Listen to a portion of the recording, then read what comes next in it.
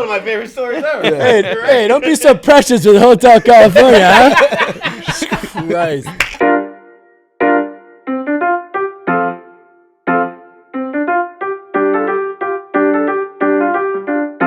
Yeah, so wait, what happened with that? You broke your back, right, or something like that? So fucking like 6 slip discs in my back, 2 brain hemorrhages, all just like you were almost dead, right? Dude, like they said I had a 10% chance of walking. Holy Wait, how shit! did this happen?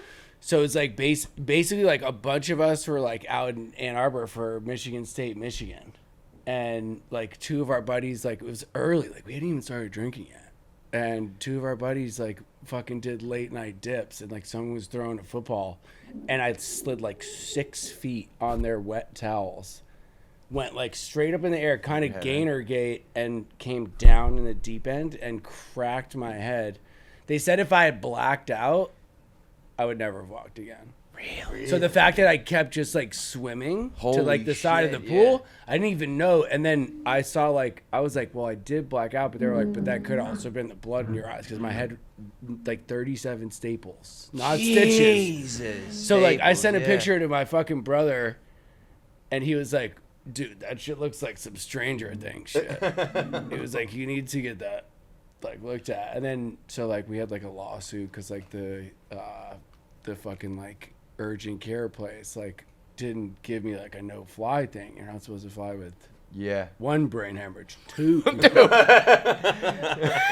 So I'm like back in New York and I'm like, I'm not like feeling the best to my wife, and she's like, we're like icy hotting my shoulders.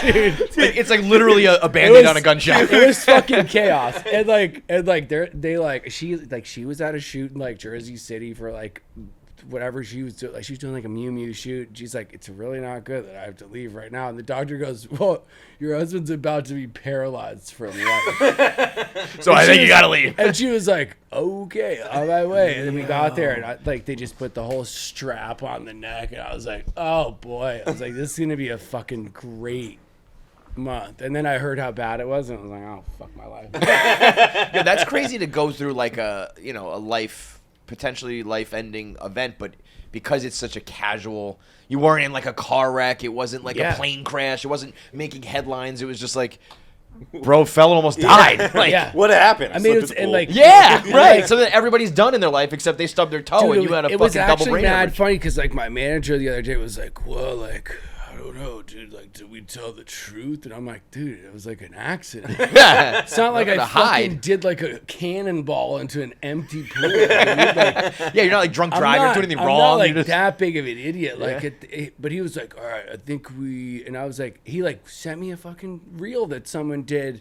And I was like, it's great, but it's like, I'm not going to repost this guy. It's like kind of wicked bad car accident. It's like, it wasn't a car accident. Yeah, that's crazy. It's also you get caught lying about that shit, then like your career's done. Well, then you're like dude, a weird grifter. If you're going to cap about like what actually, if you're going to like cap about what actually happened to you, then it's like, it's insane. Because it's like, dude, it's like, it's not like I did some wild shit and like tried to do a gainer and then fucking hit my head on the side like an idiot. Like it was just like I went to go like catch a football and I slipped and it was like holy shit. And then like everyone thought it was like fine. And then once I got out of the pool, the blood starts going. Obviously the dude that took me in the fucking urgent care stopped to get fucking a couple jewels on the way. You knew it was gonna be a long night. Yo, we gotta load up. But like, I mean, I'll give you all like the fucking hilarious shit. Like, we stopped to get like jewels, like right before mango pods got pulled. So like the East Coast had been drained of mangoes. We were like, we gotta get these West Coast kids in. Yeah. You coming up with business plans in a Shell parking lot? Like, look, if we buy all of them, it's like we can sell them for an extra $1. Sell them for double back in Boston. It's like, hey guys, we got a fucking 2 brain hemorrhages, a split open head, a bunch of mango gates, I had some combos, and the doctor like did not think it was funny at all. As he's like, bro, you're going to die. He's like stapling my head shut, and he's like, "Do you need any numbing agents?" I'm like, "Bro, this is way too late." Were you in a lot of pain? Like, so it was the discs in the head. It was wild because like. At first, it just felt like I kind of like woke up with like a crick in my neck, and then as the day progressed, like I also had like this. There was like a weird beef between like one of the frats and me, and I was out the night before, definitely doing some shit I shouldn't have been doing. But like I got like a laundry list of DMs that were like, "Don't you dare pull up to like this place." Oh my God. Oh, bro, if I didn't break my neck, I'd be up in there buying bottles. Like, let's go, fam. Fuck are y'all at? Like people were like, "It would not be good for you." And then like it like started to just get progressively worse. So I just booked a fucking PJ and flew myself home. Wow. Dude, as far as people who have odd beefs with frats, I'd bet you got to be You got to be number one in the world, bro. Well, it's like the weirdest part is it's like most of them are just like straight up like, you know, cool. There's never been a frat we've played though where there's not a problem with like there's one brother in the corner. Always. Like, I don't even fuck with this dude. That's just life, bro. Yeah, I could imagine, especially like in that era where you were still a young kid too. It's like that's frat on frat like, crime. It was also like we never rolled around with security, so we were never like really well covered. But it's like, dude, what are these dudes gonna do? It's like, are you mad that you just gave me 30 bands, or are you mad I could have piped your bitch? Right. Probably. Probably one of those. Like, I mean, I think that's why the Barstool like relationship worked out too. Is I felt like you were kind of the music version. Yeah. Like we didn't have security. We just roll wherever, do whatever, meet the people, be with the people on stage in the mix, whatever it is. That's why Stulapalooza worked, is because we actually all popped out to it. It's like now when there's like come meet the person, it's like, dude, have you ever seen a fucking Chris Brown like meet and greet? Like the first one I ever saw, this dude's like, you know, it's like you barely get to touch him. Mm-hmm. Right? Mm-hmm. And then like now Demi Lovato and people are doing virtual That's crazy. meet and greets. It's like, bro, you can just get in front of a green screen and do yourself. Like fuck paying them. Yeah. But it was like it was yeah, Chris Brown's making waves. Oh, he's doing like it's like $1,000 a picture or some shit. And now you're like he gives you like a lap dance. It's like one of those like Marina Abramovich things. Like do whatever you want to me. It's like fucking weird, dude. Like, wait, I'd do that. I'd be like, $1,000, you can do whatever you want. It's like just to see what they come up with. Is this like an installation? It's like such a weird. Yeah. Yeah. No, I would do that as like an art project. I'm tired of you. Because it was going viral for like chicks would come and like literally take off like their yoga pants and like it would look like he was giving them back shots. Right. And it's like it went viral because all the boyfriends were like, so. Wifey said she was about to just go get a picture with this motherfucker, bro. Like, it looks like he's clapping her cheeks. No, but I mean, he's ultra wealthy, so I don't even know why he's really even doing it for the money, or if he's doing it for the money at this point. But you do a meet and greet of 100 people and get $100,000, and you're just fucking around with them and taking stupid pictures. A lot of those dudes are in way deeper deals than anyone could imagine. Right. Like that's why I thought like Bieber kind of cooked on his last album because he's like was posting videos at EDM shows. I don't know if he was acting cooked. I know Bieber's person. Like he's good at everything. He's one of those annoying motherfuckers. Right. That's like good at basketball, somehow good at tennis, like great at golf. It's like what the fuck, dude? These are like the sports where you're like I should have done more to fucking be better at this, and it's like, but he just picks it up and goes. Yeah, he just picks it up and goes, and it's like that. I feel like this album was like a good like mix of things he wanted to do because everything else sounded like Scooter and yeah. Because felt more R&B, that's what more they like want to do though. Yeah.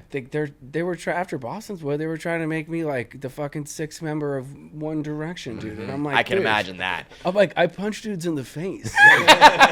You don't want me on tour with these guys. Like you'll get like fully banned from places, and it's usually not even me. It's like the squad just deals with how we deal with shit. Right. But like Ronan and Jetsy were asking about like the Jet on the Mac Miller like thing was like trying to get tour stories out of me. I'm like, dog.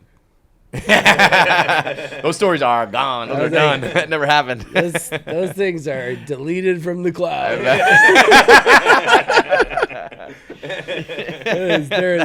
There is no fucking evidence. Yeah, that era. That was an era, bro. That was That was like before you could literally be put on every social media thing. Yeah. Or it's before like you can fucking check and it's like, oh, so like you're not single. It's like, what do you mean?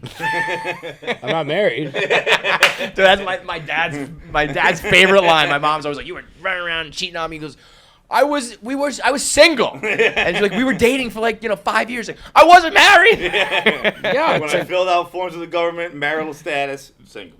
Single, exactly that. I mean, it's yo, come on in. We also got Quinn in the building. Let's go. Sick. What's up, brother? How we doing? Come on in. Good, man. You know Sammy, right? Good to see you. We've known each other kind of on the internet, but not really in person. What's up? Nice to meet you, dude. What's up, man? What's up? How you doing, John? Nice to meet you. Thanks for having me. I know this is last minute. No, I love it though. It's cool. We were just kind of sharing. Oh, is this mic good, Jackie? Yeah. Cool. You want your sunglasses? No. I guess I'll just give them to you. Dude, he's the man, Large. Large, he's great. Oh he's a great guy. He's a good dude. Personality. I parked over there, and the guy was like, "Are you going up to see Large?" I was like, "Yeah, sure, dude." Yeah, it's like Portnoy at Large. We were just talking kind of war stories from back in the day, like right when social media was popping off. Yeah. And how much that really changed things for artists and personalities and. Couldn't keep secrets and certain things would get out there and all that sort of shit. When did you fully pop off? What would you say was when you? Man, that's a good question. I think maybe 2013, 14 is when things kind of started going. Right. I was working an insurance job out of Detroit, like a health insurance job, and I had a song that came out that went viral on Spotify's viral chart, and that's when labels started contacting me and shit. So what song was that? Quit my job. It's called Kings of Summer. Yeah, that's a banger. Yeah, right, thank you, man. Right. Love that joint. Thank you, man. And it was a really weird time because I was pursuing music, but also working a 9 to 5 still, and I know that not music, but cubicle life, and so that was kind of when. And you were probably older than that, 2010, 11. Sammy 12, was always a little. Older I than think. me. Yeah. I think. Well, it's I definitely remember the end of 2009 because I was like, "Hey, Mom and Dad, I'm fucking out of here." Yeah. Because you were college. You were in college, right? Yeah, and I was like, Where did you go to school? Trinity. Okay, cool. Right. So, I mean, but it was that's what the sick part was at the time. It wasn't Spotify. There wasn't Snapchat. There wasn't Instagram. Facebook was they were just allowing high school kids to get Facebook. Yeah. So it was we took off on that, and God forbid, life would be so much better without copyright infringement fucking attorneys. Right. Yeah. I wouldn't have probably would have not sold out half of my tours if I couldn't remix other people's shit. Right. Yeah. And that was a whole crazy thing, and it probably came with DMCA's and all the things that come with streaming and stuff. But timing is everything. We were bro. we were playing everything from a 700 person room in a random place Cincinnati to 17 people at a frat house at Worcester. Yeah. I love that was sort of and the 10 people in the back would be this fucking kid sucks. It's all right. Yo, there's something. Thanks very for coming funny out, about guys. this. There are still to this day, but certainly back then, if you go to the right place, neighborhood, whatever it is, they might think you're a god, right? Yeah. And then other places they don't even fucking know who you are. Absolutely. You know, we had one. It was right around then. It was probably 2011, 2012, and we were doing. It was post Stoolapalooza. It was pre-blackout tour though. Okay. So we were doing something in between, and God, I forget. Star Gang, Mouthy, yes. Star Gang. So it was Mouthy, who was a rapper from Boston, and he was coming out with us. And we were at a bar in Vermont. So was this Stoolapalooza I extension? think we tried to run it back and capture some of the magic again, and it because it was back to Stool, then Stoolapalooza, right? then like the Blackout tour, and there was something in between that I think we were trying to figure it out. Were you guys doing a Barstool tour? Like, so Back to Stool and Stoolapalooza with Sammy, like literally as school resumes. Like a Warped Tour style thing, or like it was like it was like mainly it's like we started at UMass and we were gonna do like a frat lawn, and then Dave was getting like Prez was getting so many calls from the school that they moved it to the Mullen Center. Yeah, it became like a full concert. It's probably the most EMT calls they've ever gotten. It was the perfect storm of like New England guy starting to like come up in music. Boston's really Boy. Yeah, Boston's Boy came out, and then that's like, and then Boston's blog was starting to go, and they came together. And so you guys have known each other for a minute. I was gonna say, like, now I'm starting to like put these pieces together because you guys both started at the same time, absolutely, from the same city. Yes, yeah. I mean, I was the New York guy, but these guys, like Barstool was, it was all popping off at the same time, independently, but then together, and we then tried to like make it bigger and grander. We signed the next year we did Posner, Chitty Bang, a couple of other names that were really popping off. Of course, but it never. First of all, those guys started to charge too much money, and like financially, it didn't make sense for us. We filled in on like 3 of those shows. Yeah, I was gonna say. So it never. There was never the natural and like organic. Like he had his fan base and our fan base was perfect, and we tried to do it with other bigger names or bigger. Posner had just dropped. Cooler Than Me or whatever, so it was like, let's go get like the number one. Yeah, what was that, like the Brain Trust that he dropped, like the first? Oh yeah. Like it was like right around that, because like I think he was at Duke too, right? And then he was more like at the time more corporate. He had like a booking agent. Right. I was like working with the homie from New York, so I was like, he was the music version of the blog. We're just fucking doing it. I was kind of like fuck it, like let's like this is way better for progressing like the fucking project. It definitely, a lot of people, it's like before streaming, so a lot more people bought the record. It was the perfect was this everybody won, you know what I mean? Like, it was great for Barstool, it was great for him, it all worked. Was this like iTunes, like, or what was iTunes? Spotify? Well, that wasn't a thing, was it? No, Spotify. So like there was a big like kind of like industry discussion going on of like what is next, because we're going from like, you know, physical EPKs to electronic like press packages, and then it's like now it's like Facebook and YouTube are doing a lot of the heavy lifting, and then like I think Bandcamp was out before Spotify, which was cool, but they didn't still have like now they have the cool shit where you can just make it free and people pay whatever they want.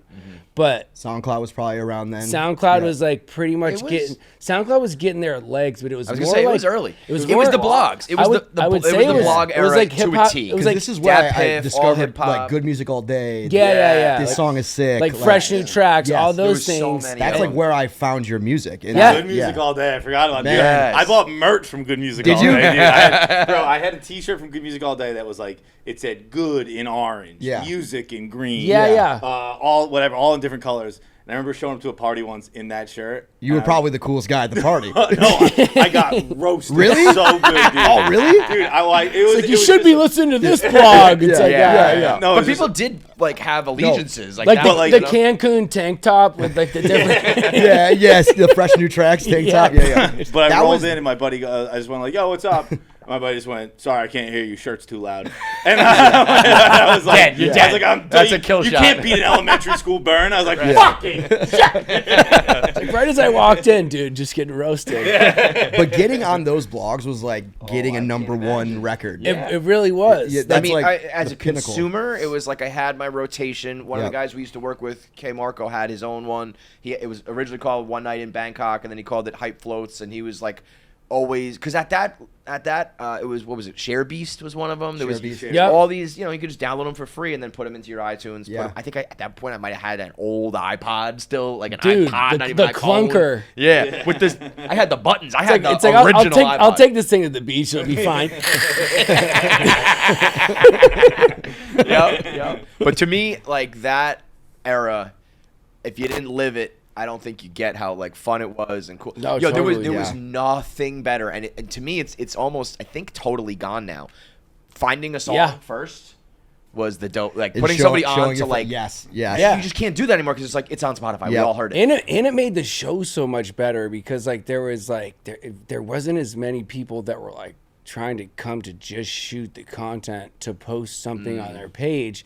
They were fucking with you like for your 75 minutes like on stage. Like if like when I sold out Roseland, I was like fucking 4 years before I was tripping my balls off at like Busy P, Skrillex, and Deadmau5. And like 4 years later, I was like, are we really doing this? Like, and it was a madhouse. Like, and it's like now I'm like thinking about that set list. I'm like, oh, I'm gonna get so many cease and desists for the things I'm playing right now. But then again, like DJs can play whatever the fuck they want. Like it doesn't make it's a double standard. It's wild. Like so wait, I Hate College was just like that the exact beat? Did you twist it at all or anything? Like chop it up? No, it was like the exact beat, and then. Like, was that even discussed, or that you just like went rogue and like? I kind of went rogue, and like it wasn't supposed to come out, and then like there was like whatever at Trinity it was called, like how you like chatted with your professors, and like which turned into how you got Adderall and all those type of things. But it was like someone leaked it from my house, and I was like, dude, I didn't even do the fucking second verse. Like what are y'all? And dude, then, I remember when I first heard that song, being like, "This is great, but it's crazy short." Yeah, it's not even done yet. And I was like, "At least like let me clip the end. It's just like another 32 bar verse that has no bars." And I'm like, "This is insane." But then people started to pick up on it, and we're like, "This song is gonna be fire when it's done." Yeah. And then we put it out, and like we were in talks to like have it be an official, but with his label and Mike Karen, because he had just put out, I think, Greenhouse Effect before I'd like. Decided I was going to drop out. Yeah. And it was cranking on YouTube and What Facebook. year were you when you put that out? Like in college? I was a junior in college when I put that one out. Yeah. And then I did Boston's Boy like that summer in LA. Boston's Boy is a heater. That whole album front to back. Boston's Boy, like that, especially for you guys, I can't even imagine. It was crazy, but also like you were saying, where you like I said you had like odd beat for the frat. Yeah. Like. I had a girlfriend who was like obsessed with Boston's Boy. And you didn't like it. I'd be like, no, I really liked it. He's all right. I loved it, but she loved it too much. Yeah. Where I'd be like, I mean, it's fucking. So he was the guy in the back of the show. This cool. Fucking guy. No, and then she hit me with she's like, well, if it's so, like, why don't you make it then? And I was like, well, like, I would, but my shirt's too loud. Okay. I remember being in TV production class in high school. I was a junior, and my friend showed me that, and I thought I love College. Yeah, like the original's great, but then I was like, this is crazy because I'd never heard like a white guy use auto-tune before. That's exactly what Jet said the other day. And it was like a new thing that never had been tried. I was like, this is crazy. Like, man, Trailblazer, let's go. I love it. I mean, it was crazy. And that was like kind of the first like introduction into how like grisly the labels can get, because like they wanted to do it, and then I guess I mean Ash felt a little slighted that like I Hate College, but it really had nothing. There was no.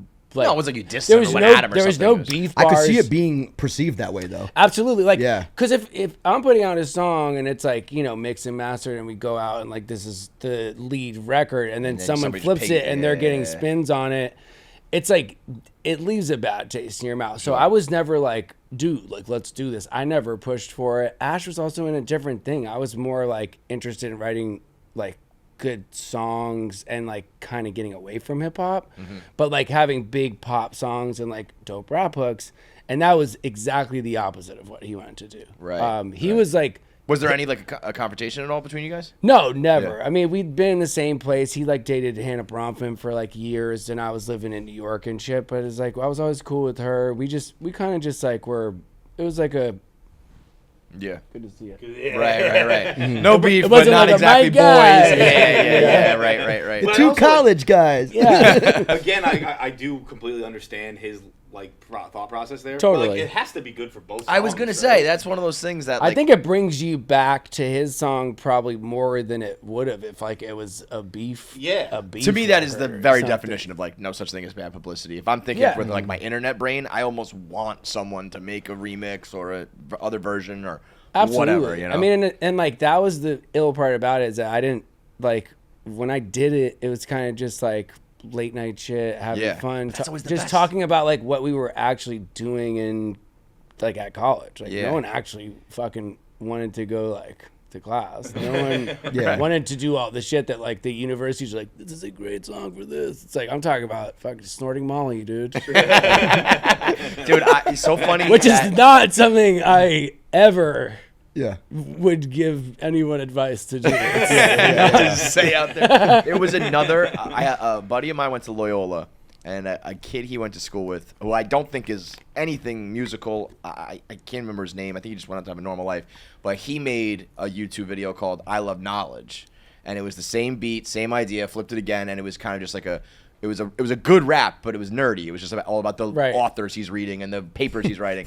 But it was only on YouTube. It wasn't a real song. And I used to listen to that as we would put that on at parties. Right. That whole beat and college theme had legs, man. Absolutely, man. Yeah. And it's super slow too. Sometimes when I'm doing it live, I'm dude, how are we getting through 3 minutes and 26 seconds? Yo, let me ask you this. I have a conspiracy theory.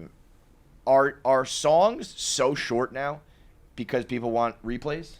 Is that why? Because I caught myself doing it. I was listening to a song on the K-pop Demon Hunter soundtrack, but there's one part of it that me and my kids really like, and I was rewinding to it, and I was thinking to myself, I wonder if that gets more plays. And then I was like, wait a minute, is this why every song's 1 minute and 59 seconds because you got to go back and then you get twice the plays? Because I'm sick of one verse, a hook, and you're out. I want a real fucking song, but I guess I'm an old man. I'm curious your thoughts on it, but I think it's attention spans are so bad these days. And it's you can't even go 3 minutes. 2 is so short. But I do think it obviously does increase playback, the frequency of playing the song again if it's short, obviously. But I just think people are just quick to the next thing and they don't want to listen to a 3-minute song anymore. Really?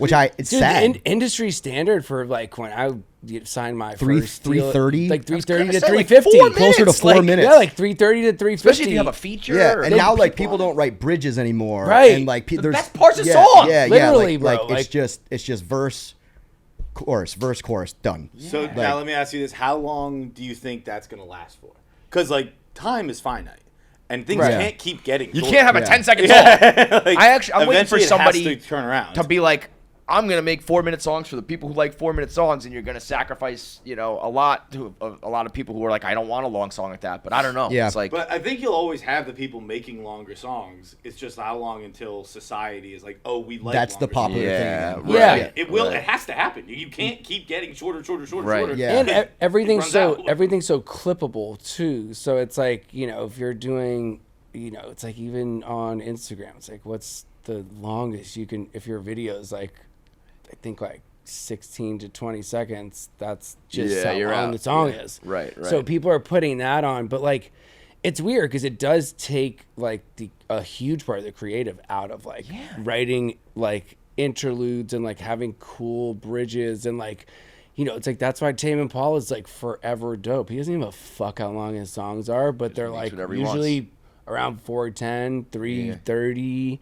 And there's so many different changes. I feel it makes it, especially in hip hop. I feel hip hop and maybe definitely top 40. It's being simplified for efficiency of listening. Well, I remember, which doesn't really make sense because it's if you fuck with the artist, you want to listen more to the shit the whole way through. But you know what was interesting? We had Swiss Beats on the show once, and he was saying his shit was revolutionary because it was all original music. It wasn't samples, so he owned it all.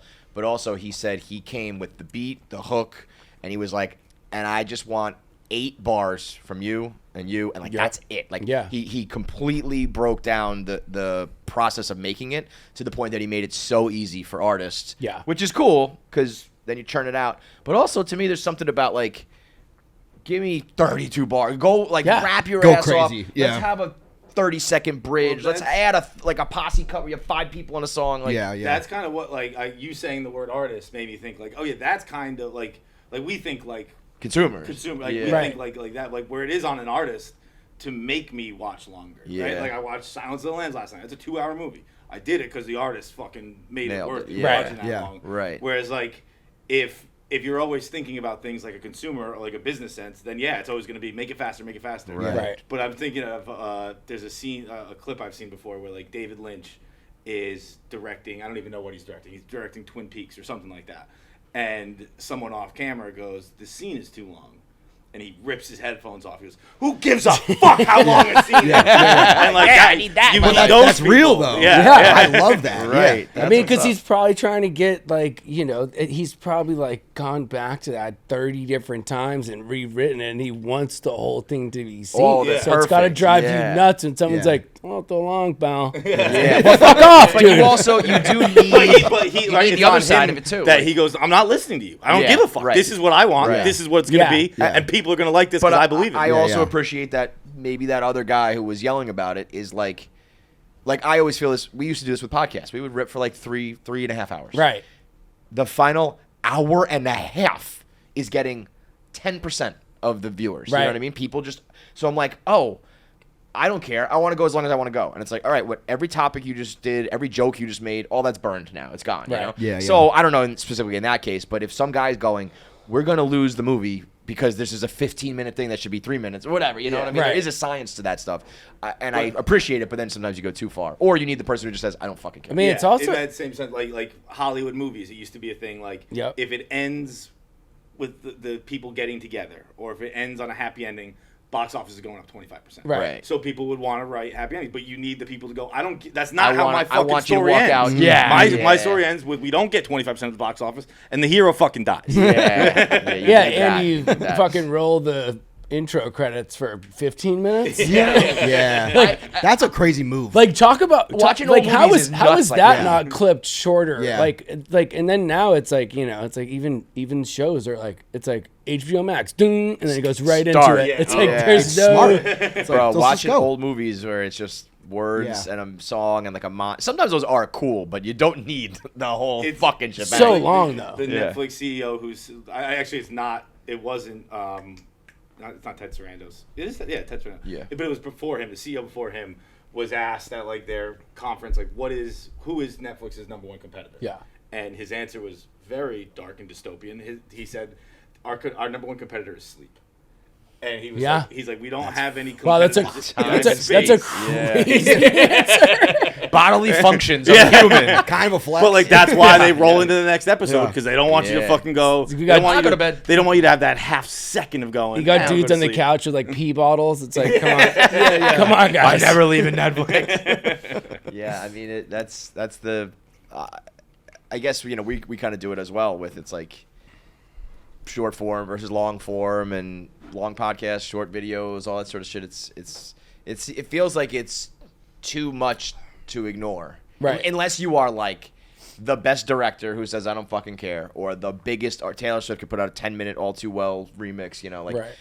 You gotta play by the rules almost. Well, that's what I don't make money and be successful. Like even like music videos, like that's like a dying art form because people just want quick consumption and they want TikToks rather than music videos, and they want YouTube shorts. Basically anything that's short, that's what they want. And it's like music videos are iconic, and we're like losing. That's not going to be a thing anymore. It's people used to watch the making of the. It won't be a thing like when you say it was a dying art form. Like radio was a dying art form. Until podcasts. Right. So that's true. Like music videos, I think are dying out for art form. It won't be an MTV. Until we find the new art form. Right. Yeah. I mean, right now, I think it's popped a little bit recently. Again, it's like the bigger acts, but I feel like they put that on their YouTube channel or their Instagram, so there's a place for it. There was that in-between period where it was like, nobody is watching MTV anymore for a music video, so don't make it. But now it's like, let's put it on our socials. It also came to that point where it's like,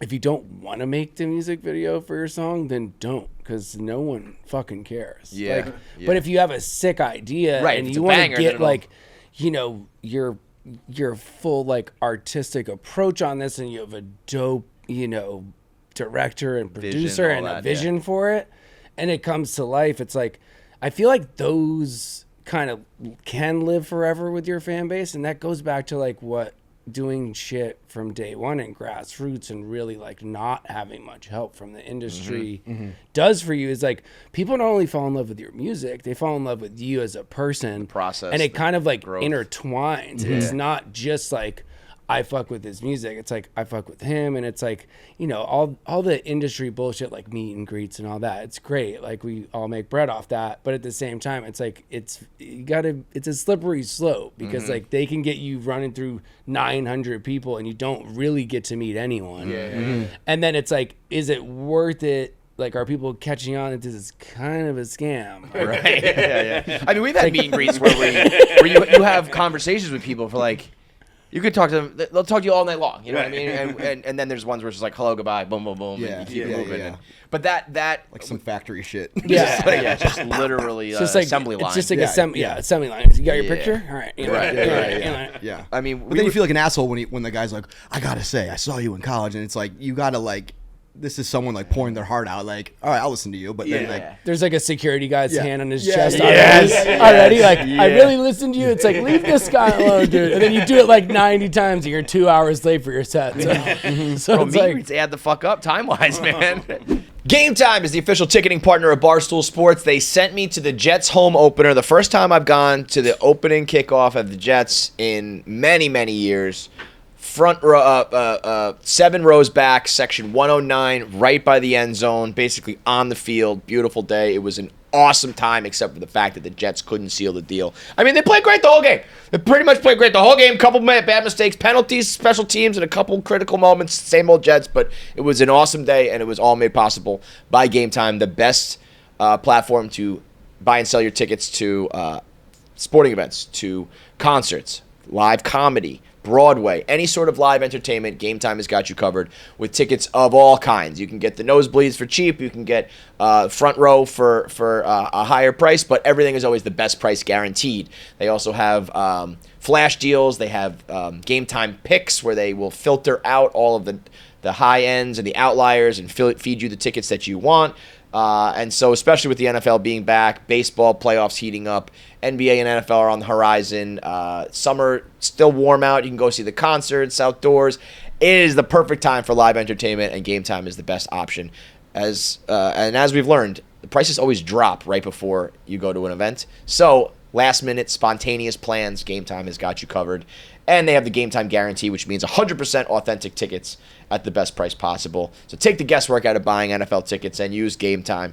Download the Gametime app, create an account, and then use code KFC for $20 off your first purchase.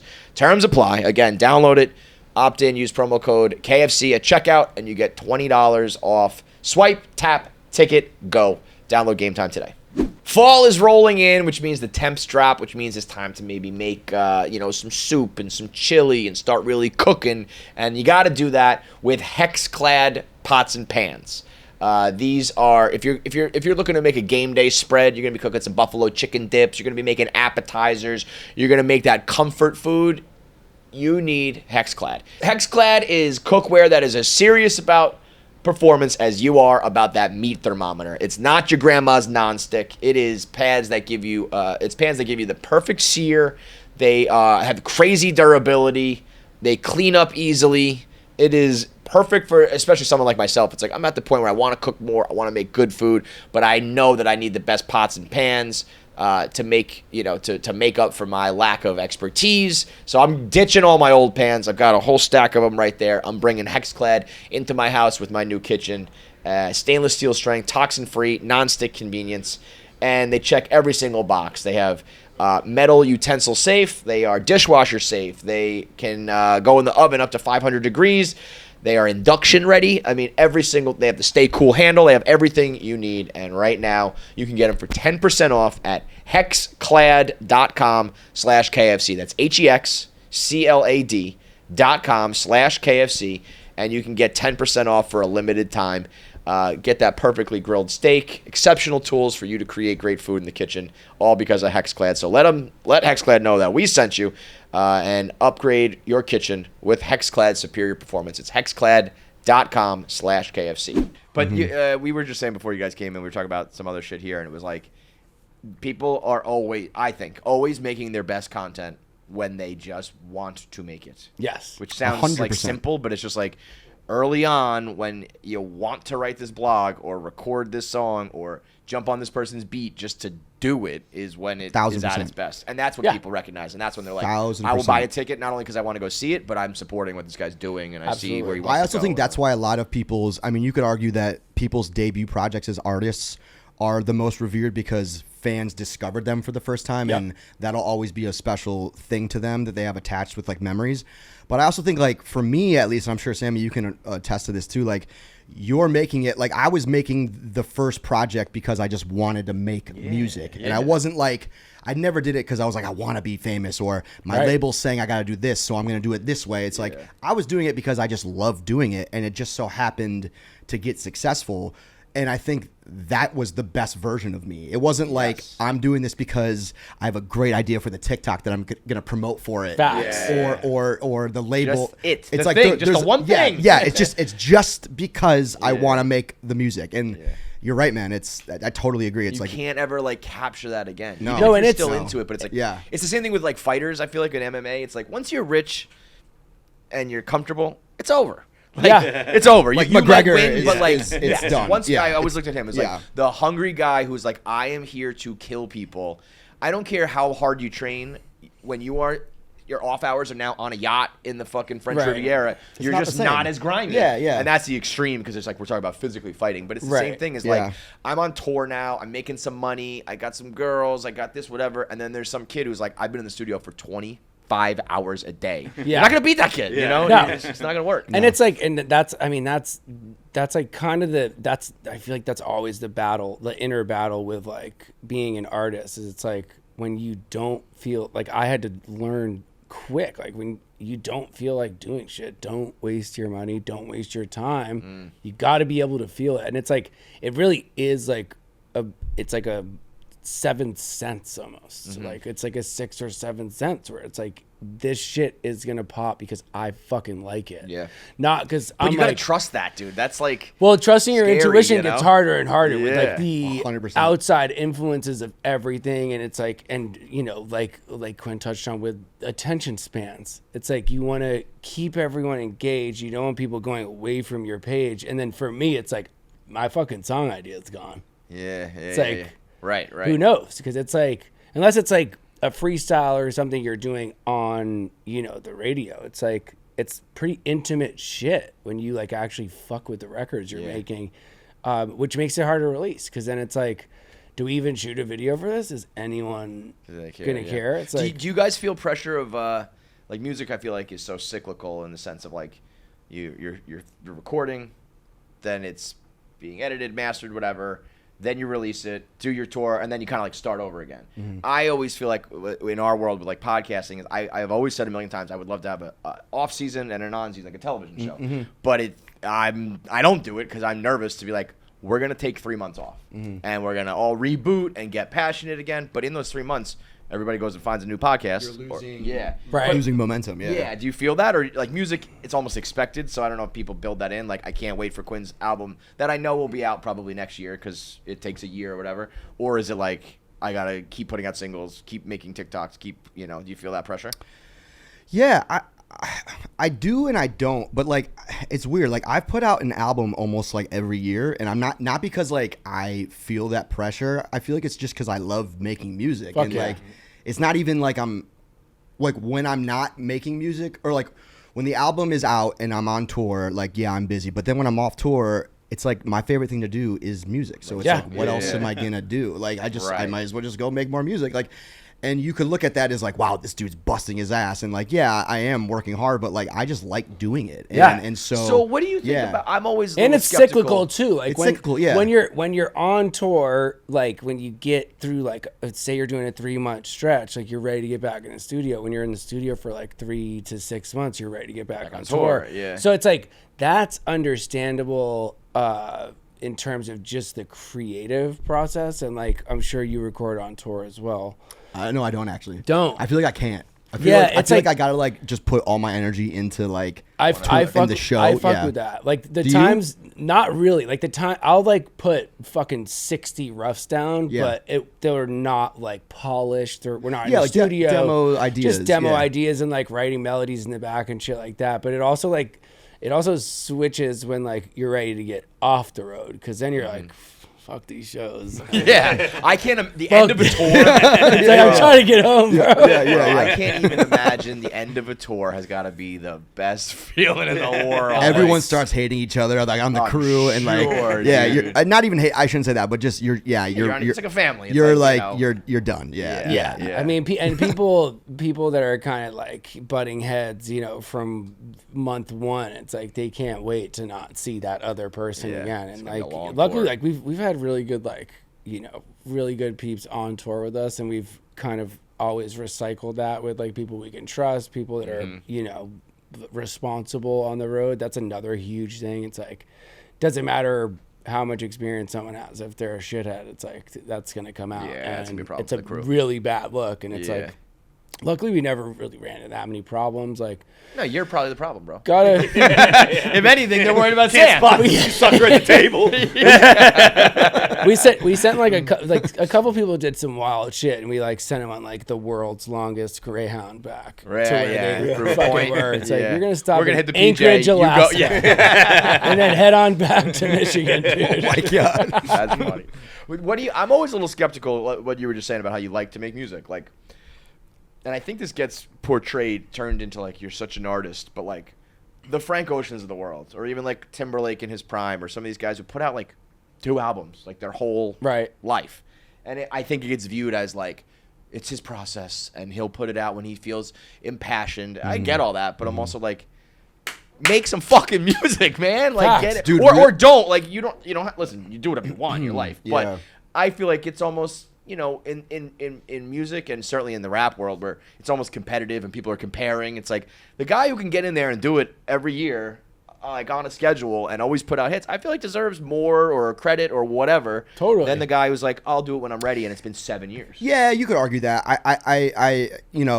I think someone like Frank Ocean is like, there's only so many guys that can like do what he does, and it adds to the mystique of all. It's like Nostalgic Ultra was absolutely insane. Channel Orange and like all these like there's certain guys that it benefits them to be away for years, and they can just fuck off, and it only gets. But what are they only get more popular. What are you literally doing? For like like an artist, collecting you don't have checks. I mean, I guess that's the other thing is if you have a big enough hit, you're good. You start to question like, does he even like making music? Because it's like, what I'm saying. I couldn't do that. Well, that was like one of his things where like he got super like just down on like making music, and it was. But he wrote for other artists though, right? Like he did like I think he did. Still in the he did all like the flexing that creative muscle. I think he wrote all the hooks for like. Beyonce. Like he was on No Church in the Wild, but he was doing Beyonce, and then he did the full Watch the Throne project with them for all those hooks. So, so you're still working. Like, you maybe just they're writing crazy, and like the writing side of the music industry is amazing because like you don't necessarily have to deal with all like the clout and bullshit. It's just like I'd say maybe 1 out of 100 people that like go to Spotify actually look up like who's listed on like songs and stuff. But it's like it's such a difficult thing because like I was literally at a meeting at CAA, and like I like look over where she's sitting, and I'm like, did like a full double take, like it's fucking Don Henley. No way. Don Henley? Yeah. I was like, Mitch, what the fuck is he doing in here? And he was like, I heard your album, it's not bad. And like I guess I said something about like he should let Frank clear the Eagle sample, the Hotel California. Did not go over well. Don't fucking tell me what to do with my song. I was like, I was like, okay, Don. I was like, you have a good day. My mom loved you. Yeah. Don Henley to give away his music. Unbelievable. It's like, okay, Boston's boys, settle down over there. Frank's a good guy. Right after he compliments me, I'm like, you should probably free up that sample. Yeah. His face went like from the nicest smile to like fucking hate you. That is free up that sample. It's one of the biggest acts of all. Argue the biggest single song of all time. I was like walking out of that building and just beating myself up the whole week. Like You had one thing to say to him. You said the most disrespectful thing you could say, dude. Yeah, but like it's one of those things too, like where you probably in that moment when you were walking out, you're like, that was so dumb, but like that's the best thing you could have said. That's now, it's a great story. Sit here now. I was like, I was kind of like, wow, that was really stupid. And then I was like, again, pretty hard. Yeah. He definitely was not expecting that. No, so I don't think anyone's ever said that to him. Dude, I met holding on pretty tight to Hotel California, Don. Do I have an opportunity for you? Are we being a little particular with this certain record? Like it hasn't done like 20 times diamond.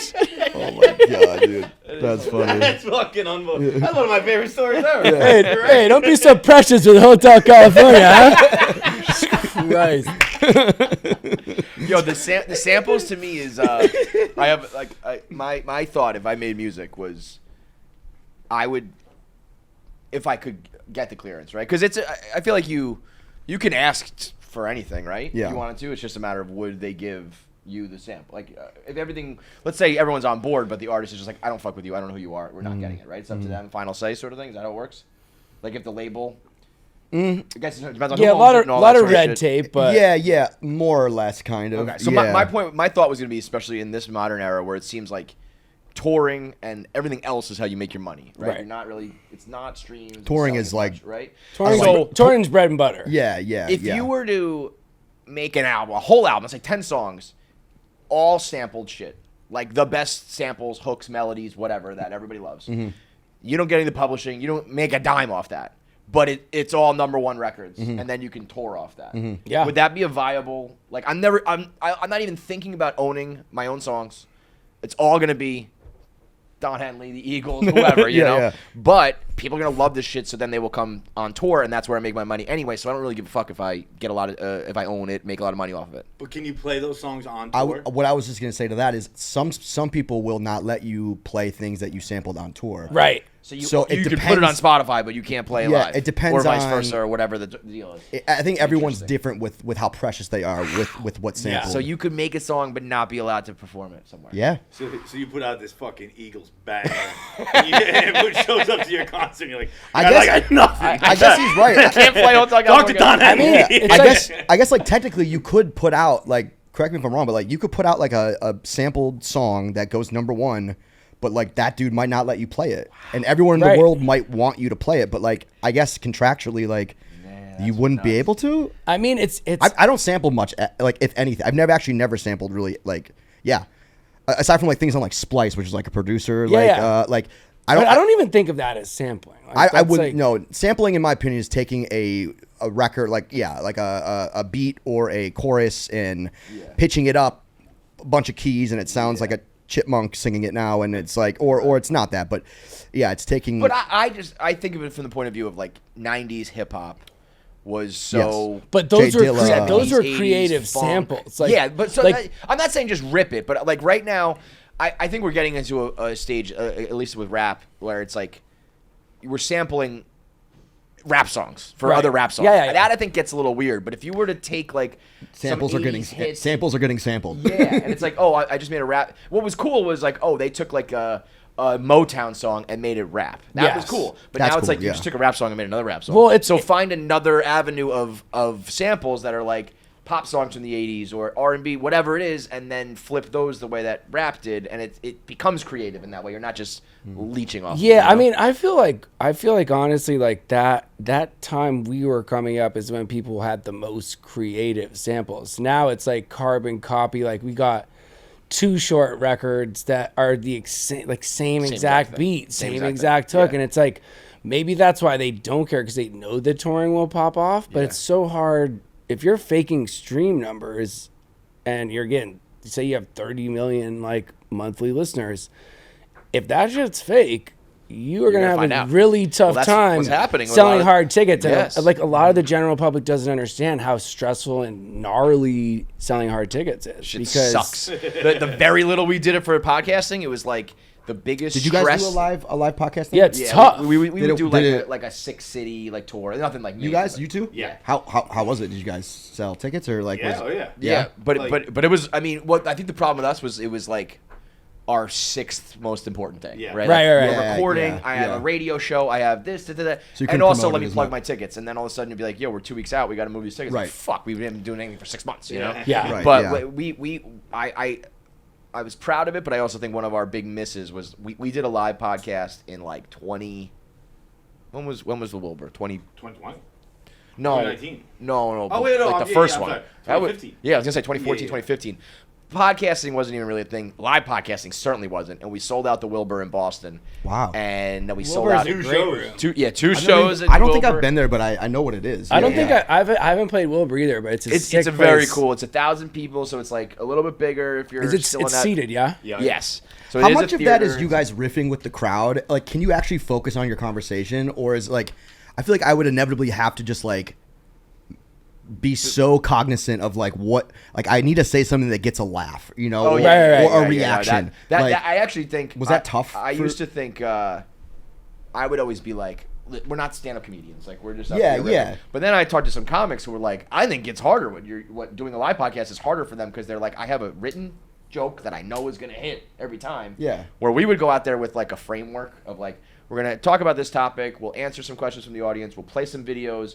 But everything we're saying was pretty much off the rip, and it's like, if that wasn't a funny joke, you're fucked. You know? So I actually came to respect it a little more, but also it was kind of just like, it's a very like everyone's there for you. They're there to laugh. Yeah, it's niche. It's niche. They want to so be like, a part no of one the show. wants to see it be awkward. No one's gonna sit there like make me laugh. They're already bought. Yeah, if you're coming to be like a cunt, it's like just leave. Yeah. Like, and there was so you're not gonna have a good time. Yeah, right. What I was like, if you're doing like an open mic where like you're like hoping these people like you, whereas like they bought tickets because they like you. I feel like it's easier to bomb at an open mic. Like I don't fucking know. Yeah. Who cares? I was always most proud of. There was inevitably a lot of guys who brought girlfriends.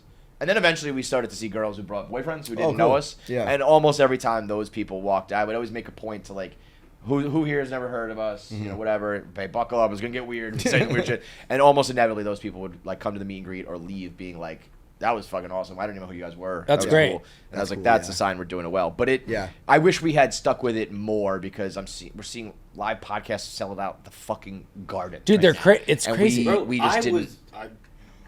Bad Friends just did Wembley. Yeah, Wembley. That's nuts, and they're just doing their podcast. Like, yeah, they did. When did they do Wembley? That's like, nuts. I the only reason I know, I was in London. I bumped into Santino, and I was like, "What are you doing here?" And he's like, "We're doing Wembley." And I literally started running. I was like, "What the fuck are you talking about? What is doing Wembley? What is that cap? Like $85K? I don't even know. It's got to be monster. That's where they did like the. That's where like Queen did the famous.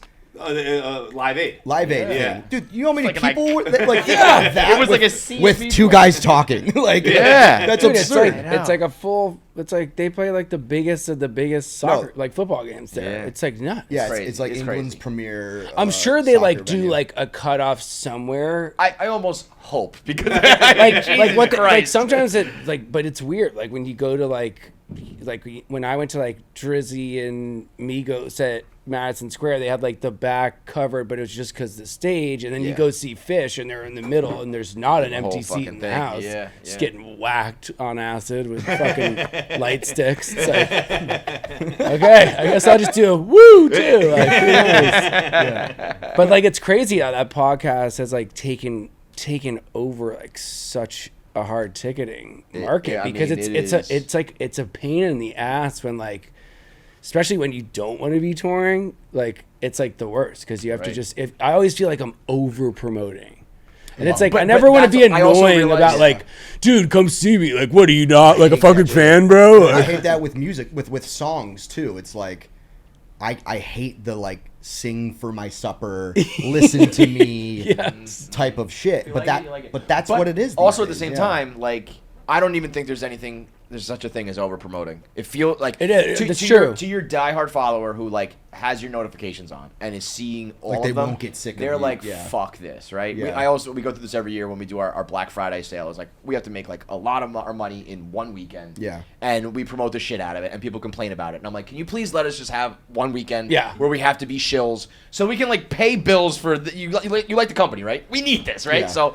But the Stoolies are great at being dicks, though. It's like one of the meanest fan bases of all time. Like, respectfully. No, just like, respectfully. Whenever I comment on like a Barstool post, I'm like, this has to hit, and if it doesn't, I'm gonna get ripped apart by the comment section. It's so true. It's like I mean, there's like the good part for me is there's definitely nothing that's already not been said in a comment section about me that can ever be said again. Yeah. It's like so. It's like I always think it's funny when people are like, just don't read comments. It's like, dude, me and wifey will literally go through comments and be howling laughing at people just cranking. See that that doesn't. I can't do that. I can never. You can't go through comments. I get so fucking mad at like it really bothers me. No, I get it. It doesn't even have to be about me. Yeah, I get really fucking mad. It could be about something you really fuck with though, and you're like, how the fuck do they feel that way about this? But I know they don't. I think I know they don't feel that. The comment section is almost more like it's becoming more of a thing than the actual thing that you're like the 1 Minute Man stuff. I literally, when I see you on my timeline, I go right to the comments. And I'm listening to you speak as I'm scrolling and seeing what people are thinking about it. And that's becoming more because I'm like in real time. I'm listening to what you're talking about, but I'm also seeing people's thoughts on it, and it's just. Quinn, can I tell you something? Crazy thing. Stop doing it. Yeah. Stop doing it. It's really bad. Because have your own opinion, and if you want to check on others, check on it. No, you're right. You're right. When I used to do that kind of stuff too, and I realized I never had my own opinion. Yeah. I just fucking. You're skewed I kind of like I had this thought, or I heard this story. I initially had this thought, and then I just start weighing different opinions and be like, I'm probably somewhere in between here. Like now, I just have my own opinion, and that's it. That's it. Yeah. And it's a way better way to live. It's almost like a new media kind of like format, because it became a meme at some point where it's like, I'm just here for the comments. They don't even. It's like. Right. Word, don't press play on my fucking song. Just go to the comments. There was a legit period of time early on where commenters on Barstool were like, we are the reason why this site is as popular as it is, because like people are reading and at that point it was kind of silly, because it was like, no, you guys are like there's 100 of you and there's 10 million. Yeah. But on the internet, on social media, it's a different world where it's like people are really. That world only exists because you live in it.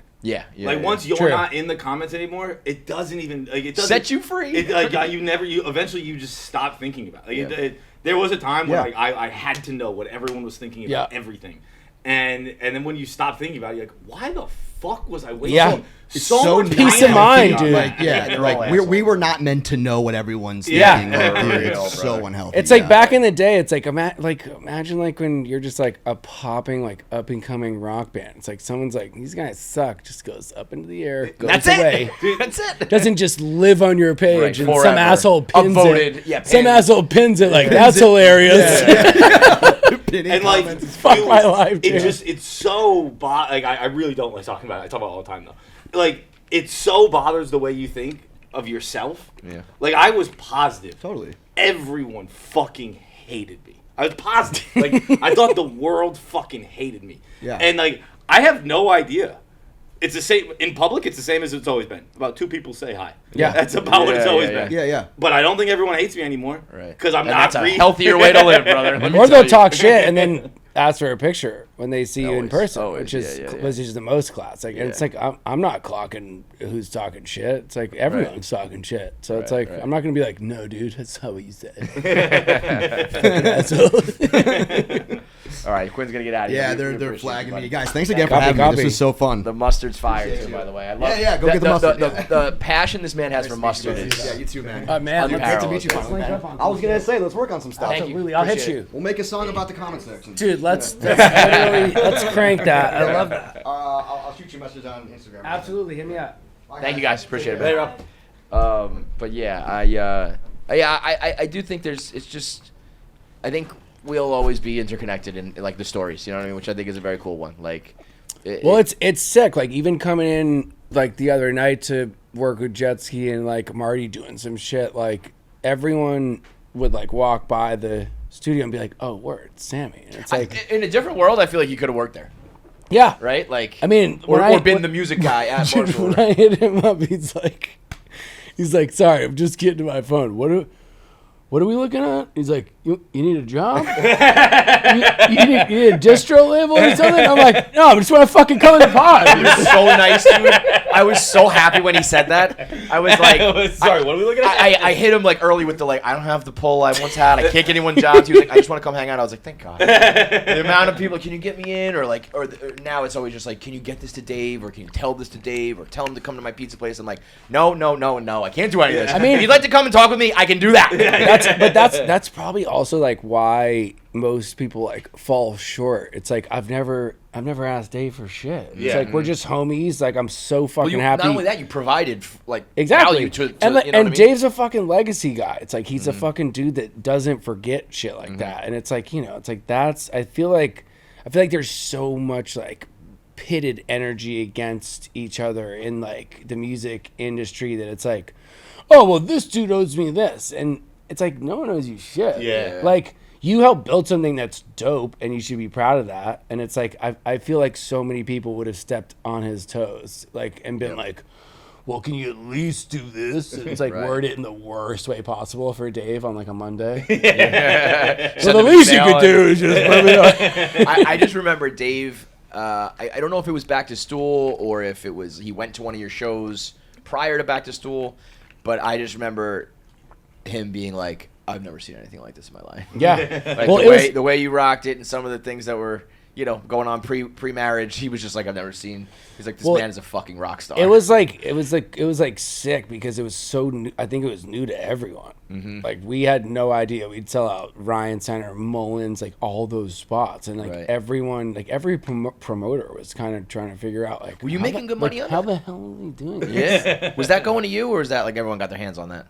Oh no, that was basically like all like that was before I signed a deal. Right, I had like homies as managers, so I was just stacking the chips so we could put out more music, and like eventually, that's how we had the budget to like do what we did, and like we weren't doing like 4 touring vans. We do 2 tour buses and then a tour bus of production.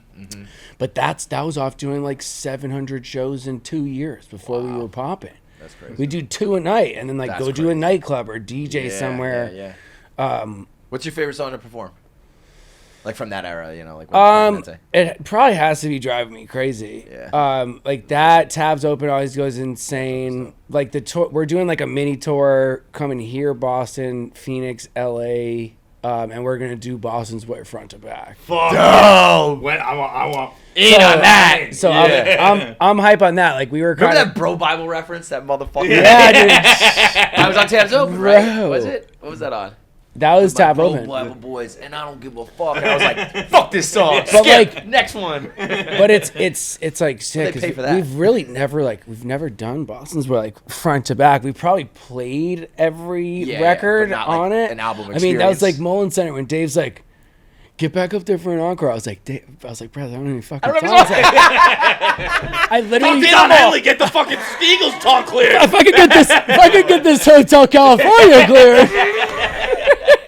Oh, that's really funny. I don't have any more songs. And then I think we just went up there. Just do it again. And ripped Driving Me Crazy and like something else. Like, and he was like, Drive Me Crazy with fun. I remember him being like, I don't give a fuck. And I was like, all right, let's rock it again. Dante's hammered back there. Like, yo, Dante accidentally.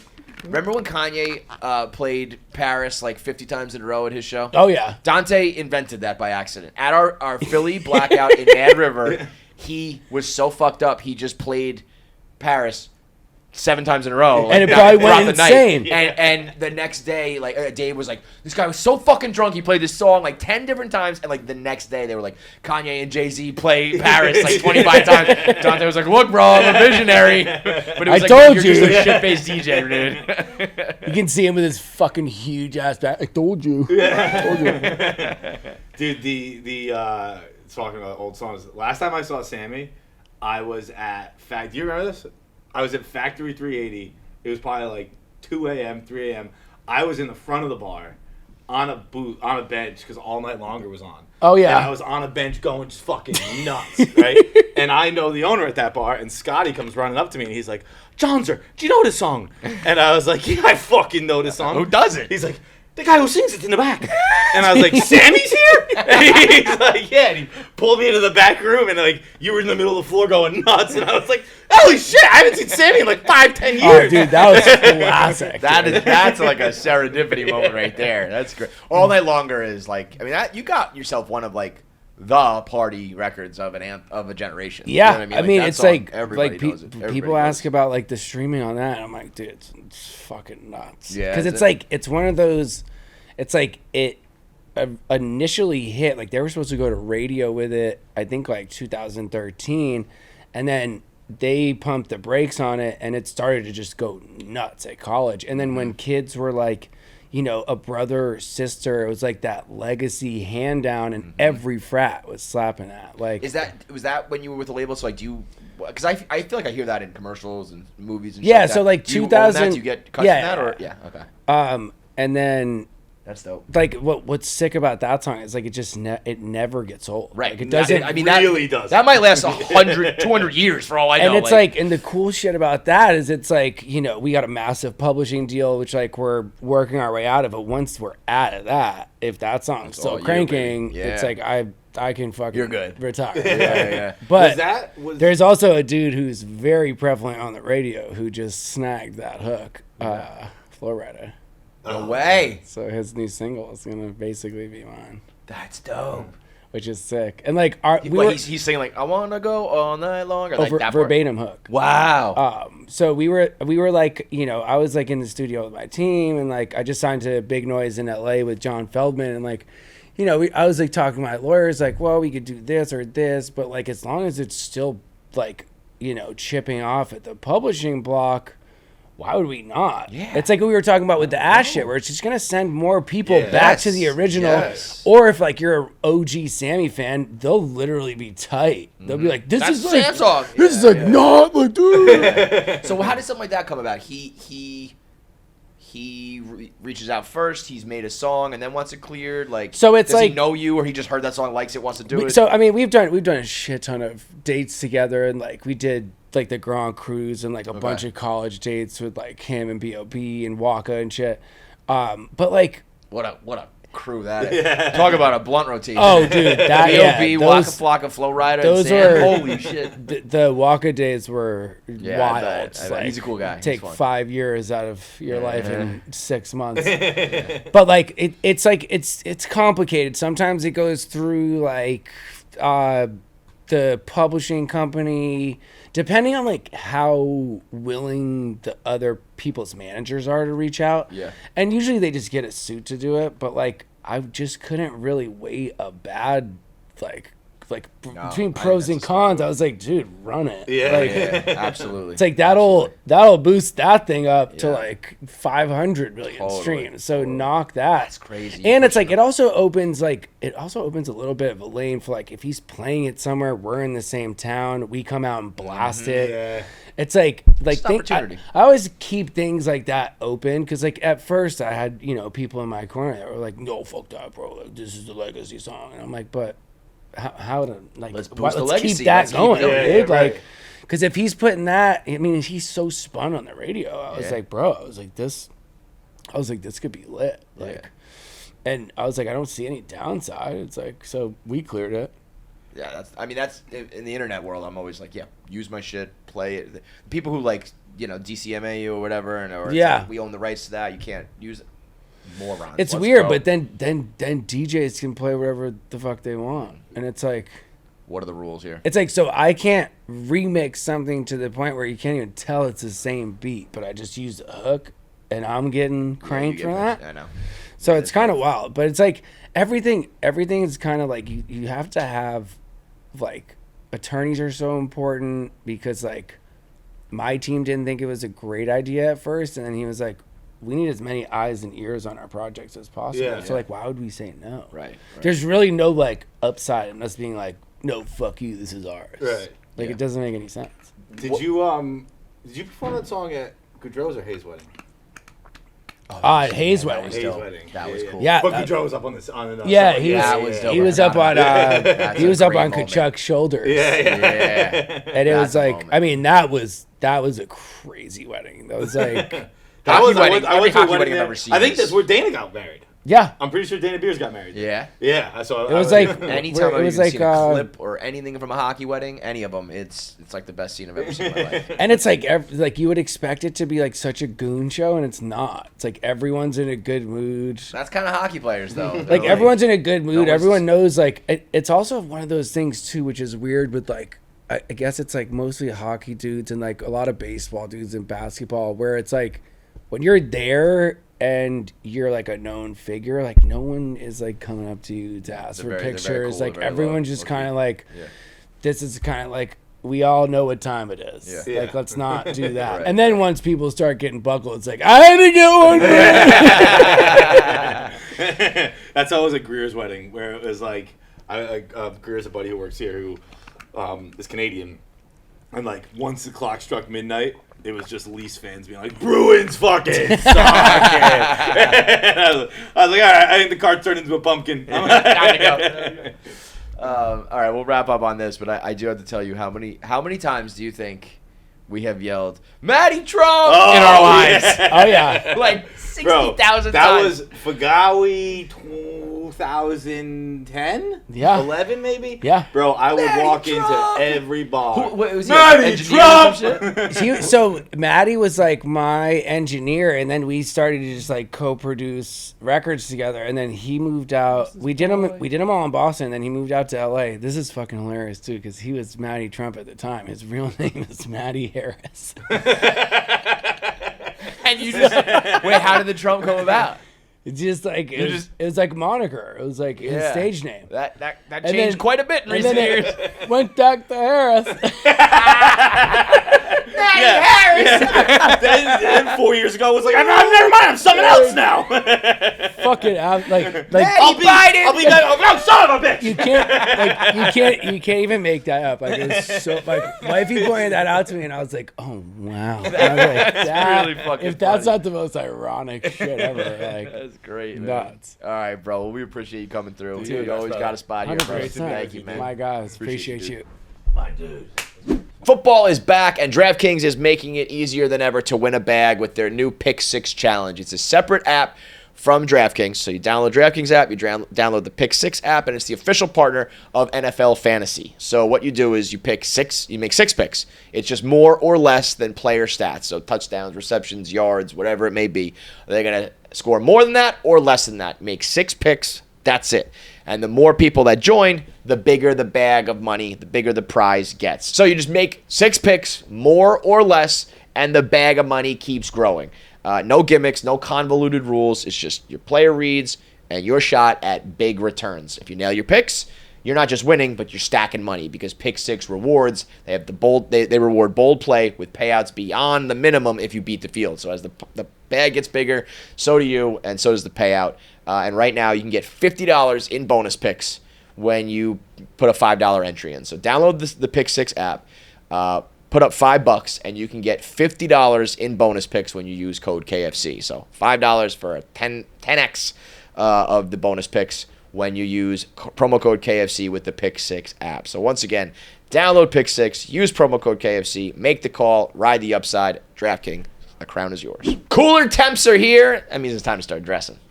I always remember Feitelberg going, fall is when I start dressing. Fucking salad dressing. Let's go. Fucking t-shirt and pants. I know. Now you can start putting the jacket on. Yeah. You put the overshirts, the this, the that. And that's where Quince is coming in. Quince is ready with all your fall staples. They are turning the calendar, and they are turning over your whole wardrobe with cashmere, with denim, with boots. Quality that holds up, and the prices blow everyone away. They got the fall staples that you will wear nonstop. The super soft, 100% Mongolian cashmere sweaters, they'll start at just $60. The denim, it's durable and light. They got the leather jackets that bring that clean, classic edge. And none of this is with the elevated price tag, because what does Quince do differently? They take out the middleman, and they pass all those savings on to the consumer. Classic. We're talking top-tier fabrics, craftsmanship at half the price of other brands and other outlets. For the fall, I can guarantee you I will be in that cashmere. I will be in the denim. We will be in the leather, all because of Quince. Keep it classic and cool this fall with all the staples from Quince. And right now, if you go to quince.com/KFC, you get free shipping and 365-day returns if you end up not liking something. That's quince.com, QUINCE.com/KFC for free shipping and 365-day returns. All right, we got the dog. And the dog is in the building, fresh off the poker match of the century. How did you get the dog nickname? Well, there was a rapper singer named Nate Dogg. He's dead. He died. Oh. R.I.P. You don't know Nate Dogg? You might know. No, I know. No, I do. Oh, okay. He has some smooth So hooks. it was just like... Yeah. But what's so funny is that Nate's not Nate. I'm boring now. I'm old. Yeah. So then why are you even Nate? Oh, Eric Nathan. Yeah, like I think Dave decided that, right? Like you should be Nate, and you were like, but I'm not, or something like that, wasn't it? Like where that originally came from? because I think a lot of people assume your name is Nathan. Yeah, Nate, and it's when Eric. he hired me on the phone, he said, "Come up with a name to blog under," because at that time it was nobody used their real name. It was like variations, like KFC, K Marco fights, but nobody used their. He was Feitelberg. And the only reason I know I was Feitelberg because my parents were not happy about it. I bet that was. I told him, I was like, you can do it, but we need your name because the joke was he's Jewish but not Jewish. So at the time, I wasn't even thinking about like I am making this kid make a really important decision. I was just like, that's gonna be your blog name, so that'll be a joke, not like, hey, are you willing to put your fucking very like unique original government name on this, John Feitelberg, and it's your father's name. My father's name, Feitelberg, like it was Feitelberg Insurance, it's like we're just gonna make a mockery of this entire bloodline. I'm actually overstating. But but I'm sure it was at least a my mom was like, consideration. you're using your real name, and I was like, yeah. Well, Dave like said that to me, like it was.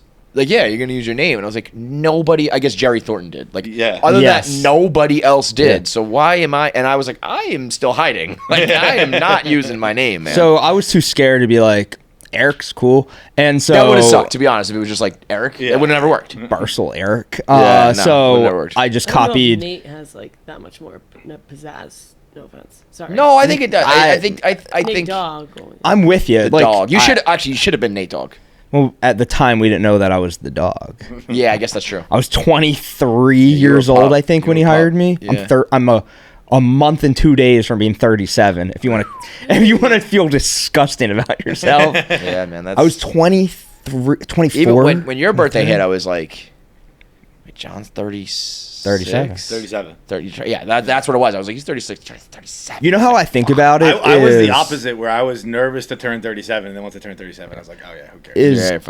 We're at the point now where we've lived longer on the second half of after graduating high school. Like you graduate high school at 18. I've now been alive longer than what it took me to graduate high school, and that grosses me out because everyone has vivid memories of that, and now we're double that age. I mean, you're but that doesn't. I'm probably on the back half of my life, bro. Yeah. Why does that gross you out? Just time moves so fast. Well, what is going to happen? The deeper concept of like how life works freaks me out a little bit, where it's like you start thinking, maybe not you, I started thinking, am I where I want to be? Like, how did 18 years pass so fast? Having vivid memories of like specific days of 18 years ago weirds me out. But I think that all comes from like the idea that like there is a finish. Yeah. Like there's not like there's at no point in your life. I'll tell you, everybody's like finishes. Well, yeah, you'll die, but I think like when you're in high school, you're like, well, once I get a job, then life's done, and you're like, it's just never gonna finish. So like, why are you just worried about the fleeting? My thing is more the passing speed of time at which, like, I feel like, well, it's weird. It's kind of like paradoxical. It's like there are times where I feel like time is flying, and then there are times where I feel like I'm like, what's it? The days are long. It's been a long decade, bro. Yeah. But then there are times where I'm like, Shay is 10. Yeah. But then there are times I'm like, this is the longest decade of my life. But then, but once you accept that, like, well, it's just gonna do that forever. But so then the main thing that freaks me out is. But does that not fascinate you also at the same time? John doesn't get fascinated by things. Really. Fascination is not like in John's vocabulary. It's really not. Like we'll talk about like weird theories and shit. He's just like, I don't know, man. Yeah, like just wake up, eat some food, do some workouts, like make some jokes and die. That's all. Like you gotta go to work tomorrow. That's all. That's all life is. Gotta go to work tomorrow. My thing is maybe it's having kids. When I feel like how fast time is going. Because I also think this makes sense. It's like when you're 5 years old, a year is 1/5 of the entire time you've been on the planet. Now a year is 1/40th of the time I've been on the planet. So I think like logically it makes sense that it feels like time is going faster, you know? Yeah. So I feel like, wow, that went like these past few years went quick. And everyone who's older than you is like, and it only gets worse. So I feel like I'm going to blink and be like 60, you know? But you might. Yeah. But that just makes me feel like I need to do more stuff with my kids. I need to make more memories. I need to do more things because it's just going to be over quickly. Which it probably will be. But like hopefully not. Well, I mean, it'll feel quick because it's gonna go because you're gonna enjoy it, so it'll feel fast. But like when once you get a little older and you realize it's all just the same shit repeating. Yeah. Like. Yep. It's just like you're just gonna do it again. But how about this? Like, so like you. What about the fact that you have free will and it doesn't have to be the whole thing, the same thing every day? But it's going to. Like, and I genuinely don't mean this in a negative way. It's just like. Everything that happens, it's an acceptance way. It's just like you're gonna go, oh, I've done something like this before, and you're gonna you feel like you're like, yeah, I get this. I've done this. My thing is, I think I'm gonna die in my 70s. Okay. I don't think I'm gonna live that long, so I'm officially on the back half of my life in my idea.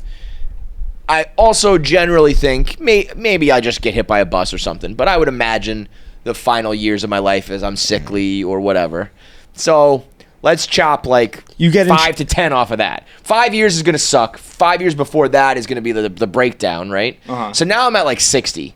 So I got like 15 years left. Do you get to like do shit? You know, like to hold on. Do you get intrusive thoughts about that? Like, because you have kids, you're like, do you go through that in your head? Like, I have never had a what do you mean by intrusive thoughts? Like suicide? No. Like you just start thinking like, I could die tomorrow. That's crazy.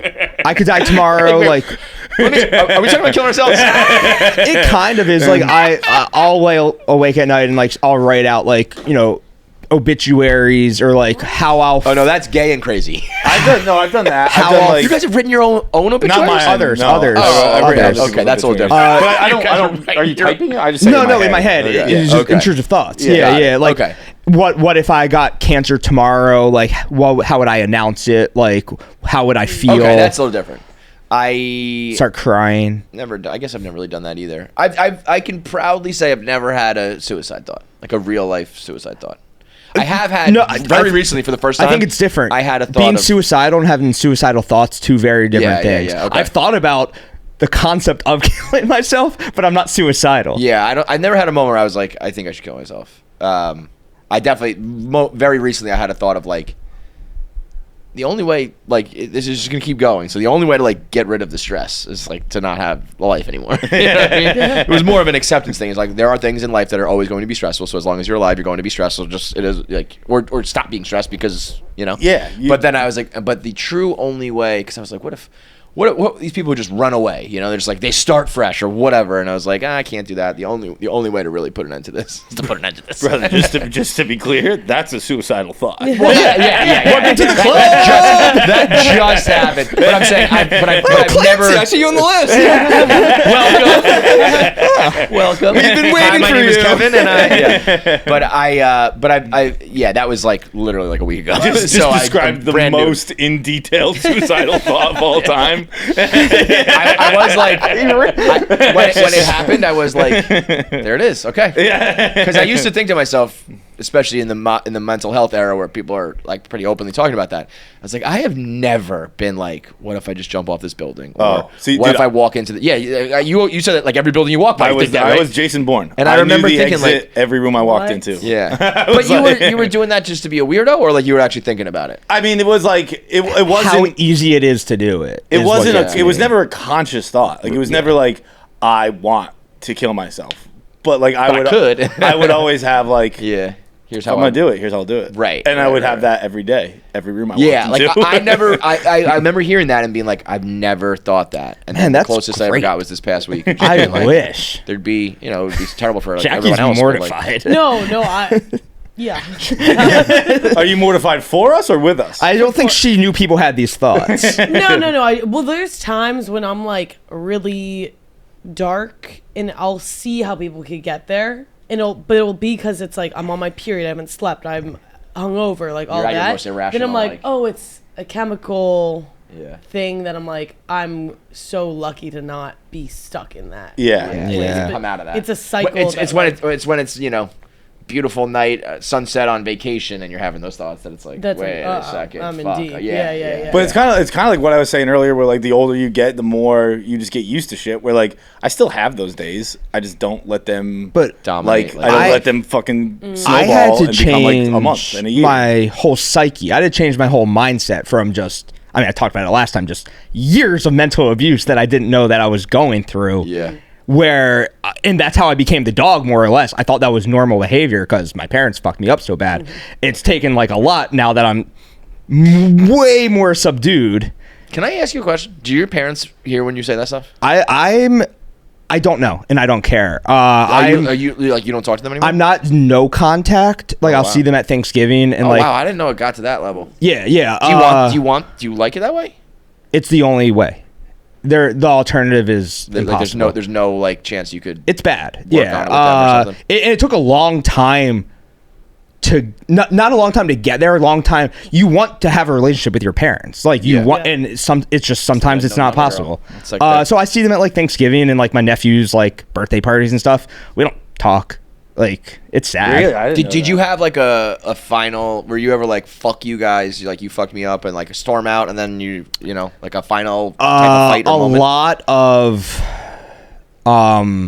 like after so through college, after college, like everything was bad. Like always, every time I was home, just monster blow ups, just crazy toxicity. And that's when I realized, I was like, this isn't normal. Like, this is bad. And it's just, it progressively got worse. I was going to ask if your siblings, like, have a similar relationship, or is it they have a better relationship than I do. The oldest? I'm the youngest. You have kids, too. It's like they're the grandparents. I don't know what they see. I can't worry about it. I don't know what you see in them. Mom and Dad, I don't really get what you see in them.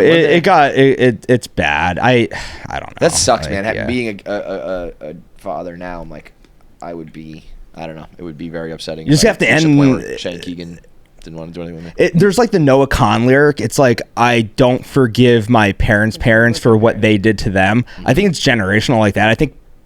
I know my dad's parents, huge piece of shit. Yeah. Never was a fan of them.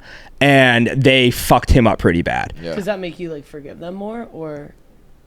No, because at some point you take personal responsibility and you break the cycle, and it's just like like that. The mom in Unknown Number at one point, the producers like, so she texts her like, she texts her, you're an anorexic piece of shit, like flat ass, no tits, no boys like you.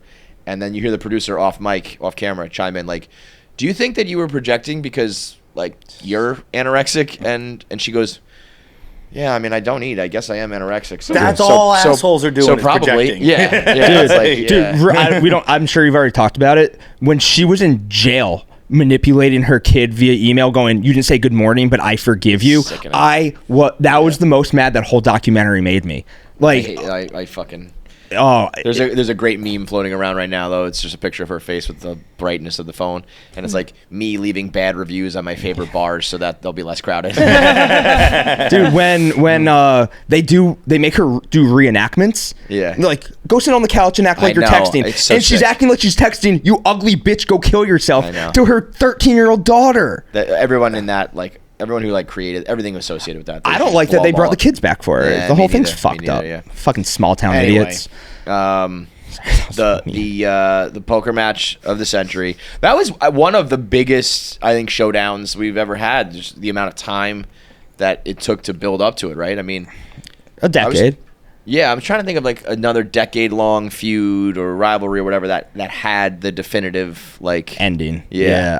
I didn't think you would have the juice, and I said this at the table when Dave offered me the buyout. I was like, I could take it now, and it wouldn't really matter. 10 years ago, you would hold it over my head forever, but Dave's so not in the mix with us anymore that it probably wouldn't have mattered if I just took his buyout. So I was in and out of the stream. There was a point where he was up big and said like, I'll let you out right now. Yeah, he had like 2-1 chip lead.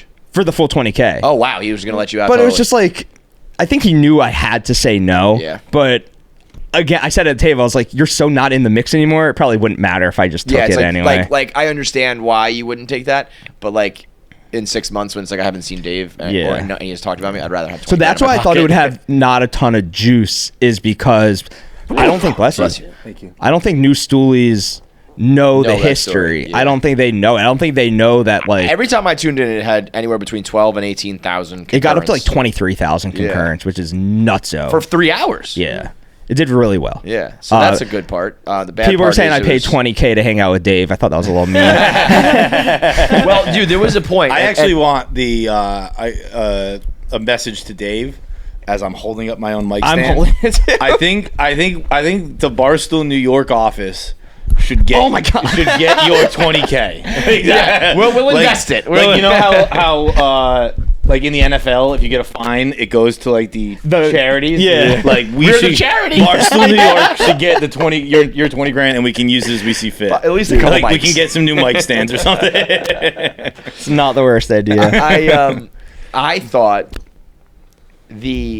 so there was a moment where when I first tuned in, Nate was up and then went on a run where you were up. What do you think your high watermark was? I peaked at like I had 32K to his 8K. I obviously don't understand poker because I also saw that point and I was like, oh, Nate won. It was over. No, you do understand poker. You do. It just didn't go that way. I didn't even check. Like, I actually did the same thing I did last night, which I turned off the game at the 2-minute warning or 2:30 left where I went, Bills can't do this. Yeah. And I went, Dave can't do this. And people compared it to Josh Allen and Dave Portnoy. I made a mistake. So I go back and forth between like, don't doubt Dave like ever, and also like that should have never happened. You know, that's happened a million times. It was 28-3. It was I did everything in my power to lose. So when you were up 32-8, I was thinking this is probably done, and then the waitress, the dealer, just was talking. Tell me about the pizza and tell me about this.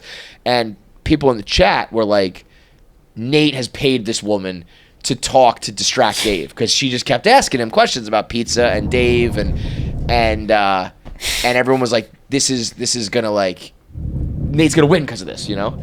And I was tweeting like, no, this is the worst thing that can happen for Nate because that's gonna be Dave's scapegoat. That's gonna be the way he doesn't give Nate any credit is.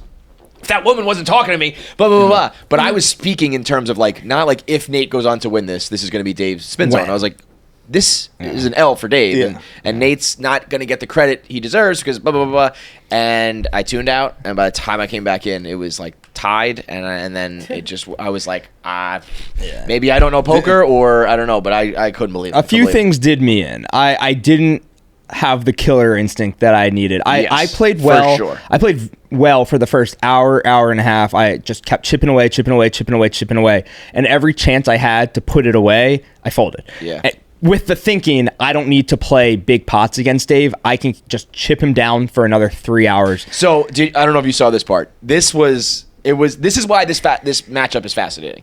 This is why, if you do know the history, there was some real like interesting shit behind it because theoretically speaking, Nate plays more poker, knows the numbers, the percentages, all that shit, plays enough that he should win. Dave has always been like, I will mentally bully this guy around. Mm-hmm. And I was like, which one is going to win? And I mean, we know what ended up happening, but the way it like literally unfolded, Nate was correct, and Dave even said so. Dave went all in. Nate had a pair of queens and should have called and would have won. But Nate was like, you know, if he had like 3 of a kind or something, he would have done it. Yeah. But it was just a pair or whatever. And he was like, you don't want to sit here all night. I can sit here for 20 hours. I know you. Dave went all in because he got bored. He was like, I need to mix this up. So the logic of I will just ride this out because Dave is richer, more popular, whatever. He's not going to want to be here with me. That is sound logic. But it forced Nate to play bad poker. Yes. That's what Dave was banking on, you know. And Nate at one point said the phrase, even if I have the better hand, what's the point of gambling that? And I was like, that's poker. Is gambling on if you have the better hand. And if you know you have it. And the announcers, of course, you know, it's easy to say from the announcer point of view. But he said, why would I do that? And they went, to win, you know? And it's sort of like, I get where he was. And Nate and Dave afterwards said, you're right. Like, I don't, like, that's sound thinking, you know? But it ended up making you make a bad play. So going, like, if you were not playing against Dave, if it was just another guy, you would have gone in. Flick it in. Right. It's so that is why it was interesting. Is like he's the boss. he has more money, and the $20K doesn't matter. It matters to Nate. But Dave was like, I knew all of this. Like, that's why I behaved the way I did. Yeah. So it's like you got to give him credit. The Queen's hand was annoying too because I guess he was like trying to like reverse tell. He started like tying his shoe and he was acting all relaxed. And usually that's like if you act so casual, it means you have it. Mm-hmm. I think Dave thought he had it. Didn't know that I had. That's the other thing. Is you don't like. It's wild card. I mean, Dave folded 3 of a kind when the bet was to him. Yeah. So Nate didn't force him to do anything. He was like, Dave, what do you want to bet? And he was like, I fold. Yeah. He had 3 of a kind and said, I fold. And he goes, and then as soon as he did it, he went, wait, was that supposed to be a check? Yeah. And Nate was like, I wish you bet because I was going to go all in. And he was like, yeah. Meh, oh well. You know, how are you supposed to, how can you gauge anything if the guy, you might be like, and so then, he might have a royal flush and he might just be folding I'm getting the most shit, obviously. I folded kings, and that was a winner also. That wasn't for the whole tournament, but more or less it would have been for it. He had pocket kings. It was just a bad fold. Almost I don't want to tell you. Never. So to that point, the reason is to that point, anytime Dave took that line, meaning like how he played that hand with any sort of aggression at all, he had it. He just had it. When he was betting like 1,000, right? So bet sizing didn't matter because he just used the same bet sizing regardless. But he raised flop, he bet turn, he bet river. And anytime he'd done that for the full 2 hours before that, he just had it. And I had kings, and I start like laughing at the table. I'm like, this is ridiculous. Like, obviously I want to call, but it's like, he's had it every single time he's done this. What's the point of calling knowing that I'm going to lose? Obviously the one time I was wrong, right. He has it. The announcers are being dickheads for the next. So you really got this beef with these announcers? I hate them. I can understand if they said to me we were pandering to Dave. They told me they were pandering to Dave and the YouTube chat, so I hate them. That would bother me, and you are entitled. You're entitled to hate them, I guess. But in the name of like you should. I know what's going on here. Part of you is saying, well, it did really good numbers, and that's all that matters, because that's what you need to say when you lose. I've done that as well. Yeah, I've done something embarrassing on all camera, that matters, but I'm happy it did well. Everyone's talking about it. Yeah. You're like, oh, well, I was, but it's like I would have preferred to win. Of course, yeah. So I get what's going on there, but there also is a real element to that of like that was good numbers, and there is interest. So knowing that, if you are gonna keep doing poker, you need people like that. You can't fucking burn that bridge. Everyone else seemed to like them. If you want to do another event, you need announcers. You need those guys. I just don't. In general, you don't like it either. When people pander, I think it's the lowest form of anything. Like being a pick-me person, I think that's like just be normal. Like, guess what? Dave ain't watching. He's not going to know that you said something nice about him. That's for sure true. Like, So I don't know. I hate them. Yeah, no, I very much get that. Like it is. I get both sides. Like I get what they're doing, where they're like, I don't really live in this world. I'm just gonna play up the you play to your audience. Like that's a phrase. Yeah. You play to your audience. Yeah. If this is what your audience likes, you're gonna play to them. But I get being on the other end and being like, well, this is fucking annoying. Yeah, fuck you guys. They spent 2 hours just belittling me on the chat. I don't have to like them. No, you're right. But I really do think. I mean, we've talked about it for a long time, but I think you should play poker and make poker content every single day of your life. Can't do it. It's not legal. What does that mean, though? I've heard that, but what is that? Like, you can't. I tried to do it on online poker is not regulated in New York. Okay, but I'm just saying, like, what if you were to just make a video being like, I'm going to walk through a hypothetical hand.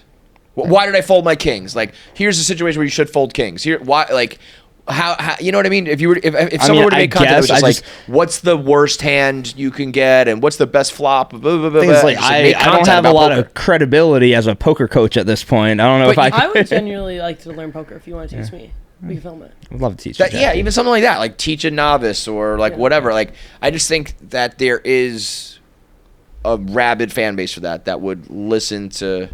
I don't know. You could even be like, these are my favorite poker chips. This is my favorite brand of, like, I don't know, just like everything poker. There's just something to do in that world every day that you have the interest in. You like it. You're going to be doing it anyway. It would be a lot easier if you could just be like, I'm going to play poker and film it. And can you do that in certain states? Poker, we can't. I mean, I've talked to Jack about it. It's tough. Is that it's like a DraftKings or whatever? Yeah. But like they do. DraftKings couldn't. Like they did the poker tournament. So hopefully we'll do more of those. We have the table. We know that it works. We know it does good numbies. DraftKings seemed pretty happy about it. I mean, it's a 2-hour drive to Foxwoods. We can't do it in New York. Like it has to be at a regular. Could you do it in New Jersey? but I think we have to have like a DraftKings casino there or whatever there. I don't know. It's a whole thing.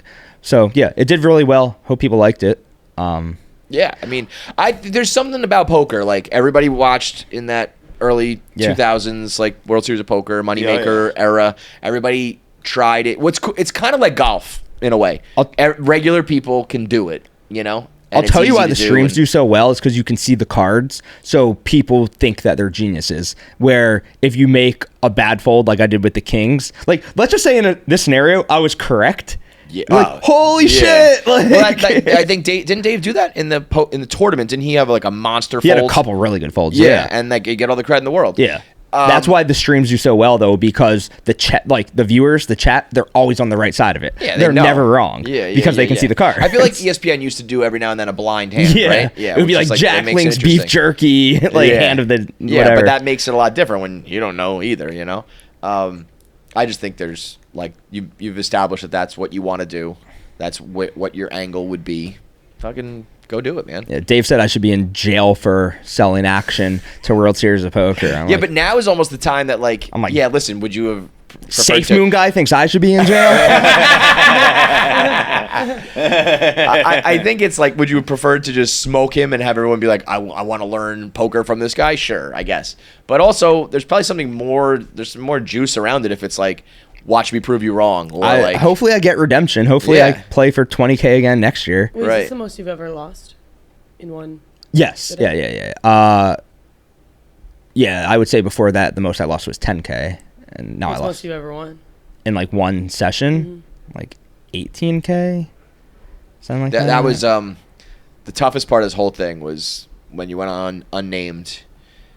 The day after. It was just like Nate said something like, yeah, the money, it's a lot of money. Like it doesn't like really impact my life, but like, yeah, I wish I had it to like move into a new apartment. And Dave turned that into you don't need the money, but you're living in a tenement. You're living in filth and squalor, and you wish you could move, but you don't have enough money, but you don't need it. And it was because I don't know what was worse. In the very beginning, like right after you lost, Dave was almost being nice. And I was like, he felt bad. Yeah, like that almost would make me be like, fuck, like even Dave like should be dancing on my grave. And he's like, I'm sorry. He didn't expect to win. He was stunned that he won. And he felt he was bad. offering to do the bet and all that. And I was like, wow, Dave is being like really like nice about this, but in a weird way that's like patronizing. Nice. And then it took like I woke up the next morning and his first tweet of the day was like, I dominated him, I belittled him, and I was like, okay, here it is. The real cocksucker was Austin. Austin does all the clips for Dave. I was like, how'd the numbers do? He goes, great, the clips are doing great. He goes, didn't tag you in a single one. I was like, oh, you're such an asshole, Austin. That's par for the course. But and then what they you guys betted on UConn football? He wanted to do one spin of a roulette, like black or red, but the gaming commission said we couldn't film it, and like, what's the point of doing it if you can't film it? So then he's like, I'll just put it on a bet on DraftKings, and he just put it on like a noon Syracuse UConn game, the over. I don't know, and it went under by 100 points. So really? He did tweet, "I'm so sorry, I tried everything." I think he was being serious. Yeah, he's like, I really wanted you to keep this money. It was the most I've ever seen Dave like be like, I won, but I almost wish I didn't. It's contract season, so I'll be like, why don't you just add $20K to my contract? I'll just call it even. Yeah, that's gonna happen now. Yeah. I'm sure Dave will just capitulate to that. Yeah. Maybe add $300K, maybe a little equity, back pay. Was there like when he was like, yeah, I'm calling? What did you think you had that hand won, or what was that initial emotion? I'm glad it's over. Really? Like, just get me out of here. Mm-hmm. Because it was kind of a slow bleed at that point. Like you so knew you were cooked anyway. This is where I fucked up. Is we playing 100, 200, which is like standard stakes for $20K start like each to start with. We raised it to 100, 300, just to make it a little more interesting, and then we made it 2-4, which is like super high stakes and very shallow. And so it like raises the variance. And Dave what does shallow mean? What do you mean like not as many big blinds, like not as much wiggle room. Like you're playing a lot shallower stacks. Yeah. And it raises the variance. So if you're a skilled player, you want to play as deep as possible, which is what we started with, 100, 200. The higher you raise the stakes, the less like skill It becomes more of a luck factor. I know this sounds like a cope or whatever. It's just the way it is. Like it's and Dave ran extremely hot when we made it. Raised the stakes, when we made it 200, 400, and it was just terrible timing for me. It could have been the opposite. Like obviously. Well, that's what's inherently funny about poker is like you can be really good, but if they get cards and you don't, like. Yeah, you can bluff your way and do, certainly best players can figure none it of this out, would also, happen what do you do if Chris Moneymaker doesn't get super lucky with 10 people left in the 2005 main event. Ivy gone, best player in the world. Ivy gone, Moneymaker goes on to win the whole tournament. Like none of this is possible without that happening. So the worst player wins.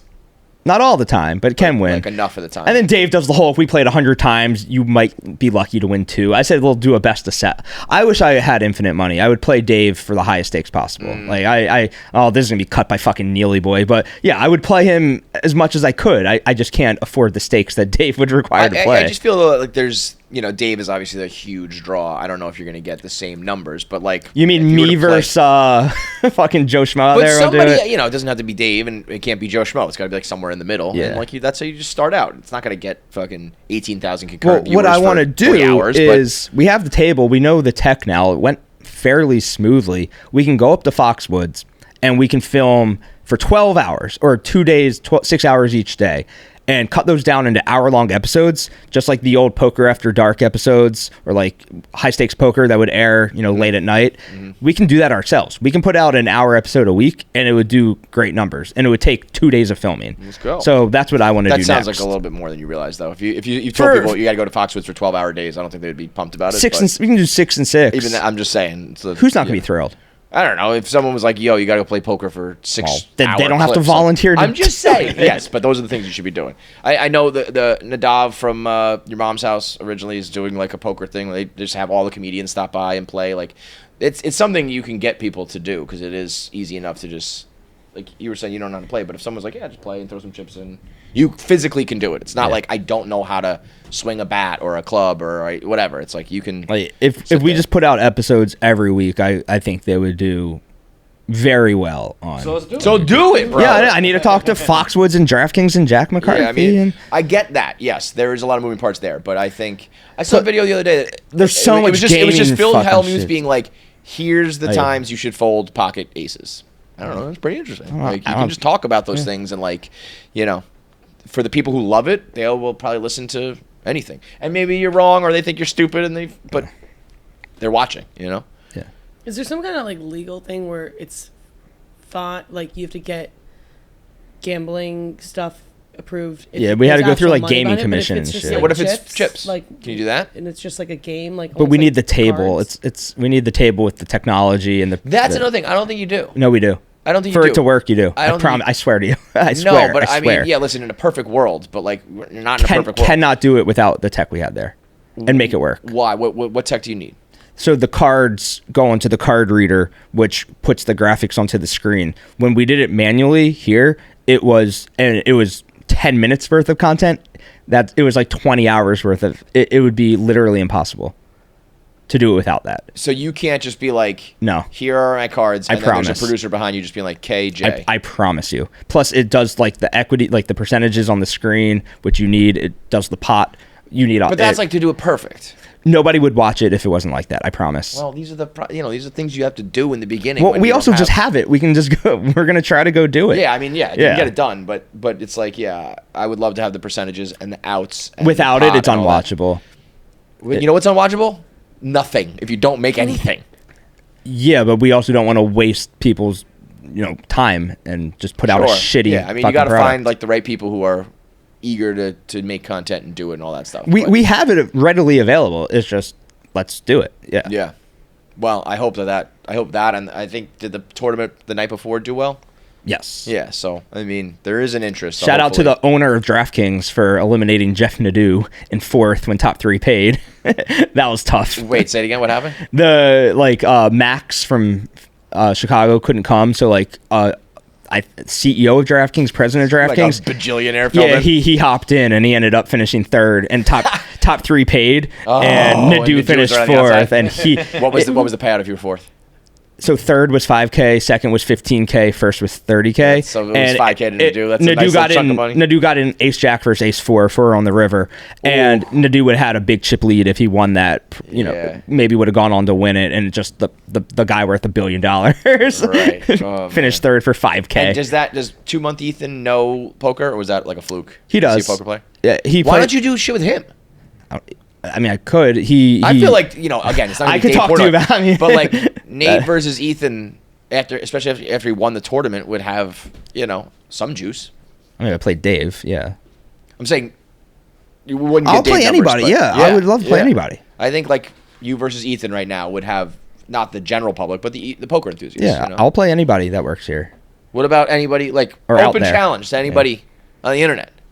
If they played, I mean, I need to get money, but yeah. All right, so this is Nate officially challenging anybody to another 20 grand, Nate? I don't have Kevin Clancy money. Come on. 3 no, bean but money. like if if it was a little bit of a cash game here and there, you'd play people? Yeah, of course. Love to. The dog. The dog at the poker table. Let's go. Nowhere to go but up. You know that this should be the logo. You know that famous painting of the dogs at the poker table? Oh, yeah. You could just be it's 3 dogs and you sitting there. Little mask on. All right, well, thank you, Nate. We appreciate you, bro. Hey, appreciate you. I didn't win Powerball. Did somebody? Somebody did. 2 people did. Damn. 2 people did. Here's my question. It's only natural to hear that you won, think you just won $1.8 billion, let's call it $800 million, $900 million, something like that with the payout, and then you find out someone else hit. You got to be upset, right? Even though it's still like, okay, you get $400 million. But there's part of you that's like, wait, what? I just gave up half to the government. I gave half to the lump sum, and I gave up half to someone else? It wasn't your money to begin with. I know, but it's only natural. You're telling me you wouldn't just be like, oh, okay, that's fine. I think, yeah. It wouldn't be part of you that's like, fuck, I just lost $500 million. Maybe if someone said something, I'd be like, I don't have a desire ever again. Yeah, that's true. But okay, I think you very quickly realize that, but I think there's a first initial moment of like, wait, it's only $400 million? I was convinced. Jackpocket is America's #1 lottery app. They have the only app to buy state-sponsored lottery tickets. They make it so easy. They have this deal with Powerball. It's 26 tickets, $52, and because there's 26 Powerballs, so you're guaranteed to get the Powerball. So there's part of me that was like, I mean, I'm gonna get the Powerball. I might win this. I might win this. It was Texas and Missouri were the 2 winners. And here's the thing with Jackpocket, I'm always doing these promos. I'm telling people to buy in. If you use promo code KFC2 at checkout, you will get $5 in free lottery credits. So you could have got 2 Powerball tickets for a $1.8 billion jackpot for free. And these are things that everybody should be doing. Just why not give it a shot, right? But here's the thing. Everybody who's ever won, nobody ever was like, I'm going to win. And I did it. Everyone's always like, this is not going to happen. Yeah. So, like, it could be you. It could be you, just like it was them. Like, no one ever is like, I have the edge in Powerball. I'm going to win. I know it. I told you so. Everyone's like, there's no fucking shot until there is. Right. So, at least have it on your phone. At least have Jackpocket ready to go for Mega Millions. Mega Millions is like up to $400 million now. It's just like, it just keeps going forever and ever. And so, you can use America's #1 lottery app today with $5 in free lottery credits. KFC2 at sign up for new customers. And hey, it could be you. You never know. On Fox 1, you can stream all your favorite live sports, so you never miss one of those did you see it moments. You can get your sports, your entertainment, your news, your info on college football Saturday, on NFL Sunday, MLB postseason, whatever it is, all in one place. Fox 1 is built for live, edge-of-your-seat plays, jaw-dropping highlights, the kind of moments that make you shout in your living room like you're at the stadium, all because of Fox 1, where you can stream everything you need. It's sports, news, and entertainment, all streamed the live way like it was meant to be watched. It's also the best way to stay locked in on your action, whether you're doing fantasy, whether you're placing bets. Keep up with it all in real time on Fox 1, whether it's fantasy matchups, tracking a parlay, or just riding the chaos so you know what's up, you know the stories, you know the highlights, water cooler talk, go on your podcast, whatever it may be, all of it through Fox 1, the best way to stream live sports. You can start your 7-day free trial today. Offer is subject to change, but if you go to Fox 1 right now, you complete the terms and conditions, and you can get going. 7 days free trial for all the sports content you need on the internet today. Fox 1, we live for live, streaming now. Isn't Rico out there? Yeah. Yeah, let me get him in here. The other thing, maybe you can chime in on this, Eric. I saw this last week on Twitter, and it was the Ryan Clark clip, the one about generational talents. Yeah. Is everyone because I saw a lot of people here were mad about it. A lot of people on the internet were mad about it. What? Are people being stupid on purpose and pretending to not get what he's saying? So if you're listening at home and you don't know the clip I'm talking about, Ryan Clark, they were talking about on Get Up or whatever, after Archie Manning's first game, he didn't play well, and they were debating whether or not he's a generational talent. In the middle of this debate, Ryan Clark said, well, Tom Brady's not a generational talent, Peyton Manning's not a generational talent, Drew Brees isn't a generational talent. People, again, what I saw at least, were people getting very upset, how dare you say Tom Brady's not good? That's obviously not what he was saying. So, was everyone just pretending to not understand what he was saying? What was he saying then? He's saying he's not generational talent. Tom Brady will tell you he's not generational talent. Tom Brady will tell you, I got drafted in the 6th round for a fucking reason.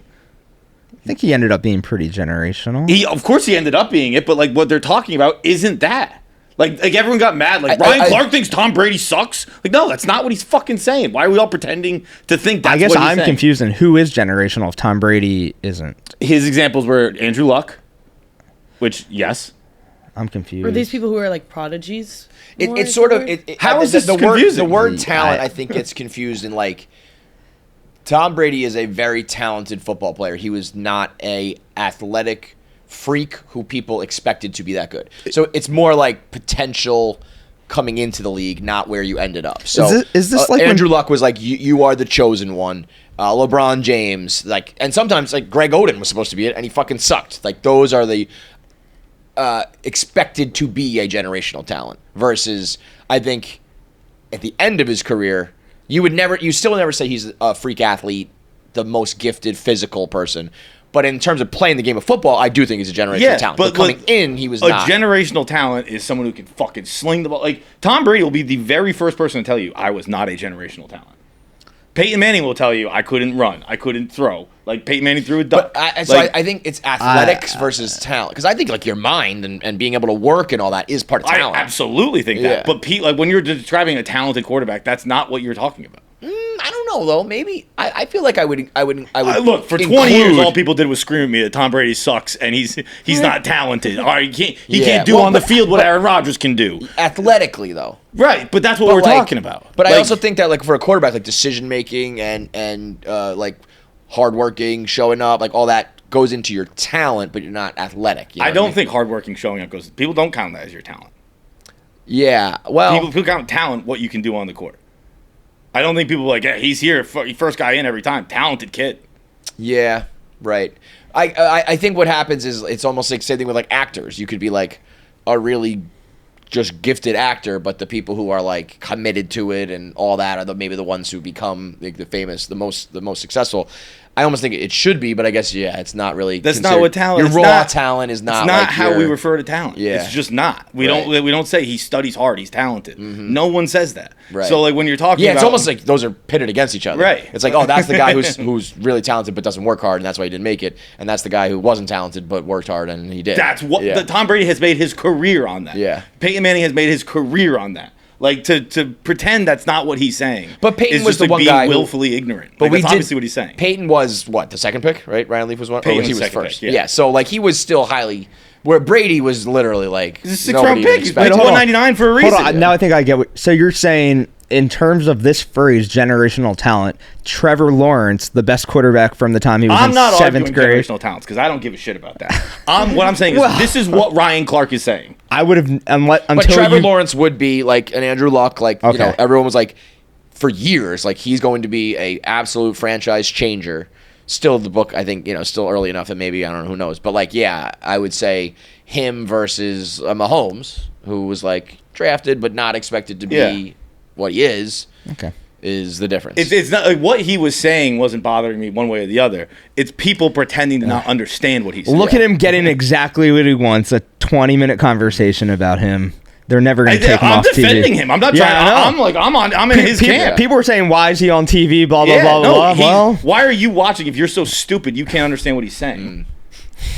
Yeah, fired up. It is. I really was fired up because like, look, he cares about something. It's just like, why are we all pretending to be dumb?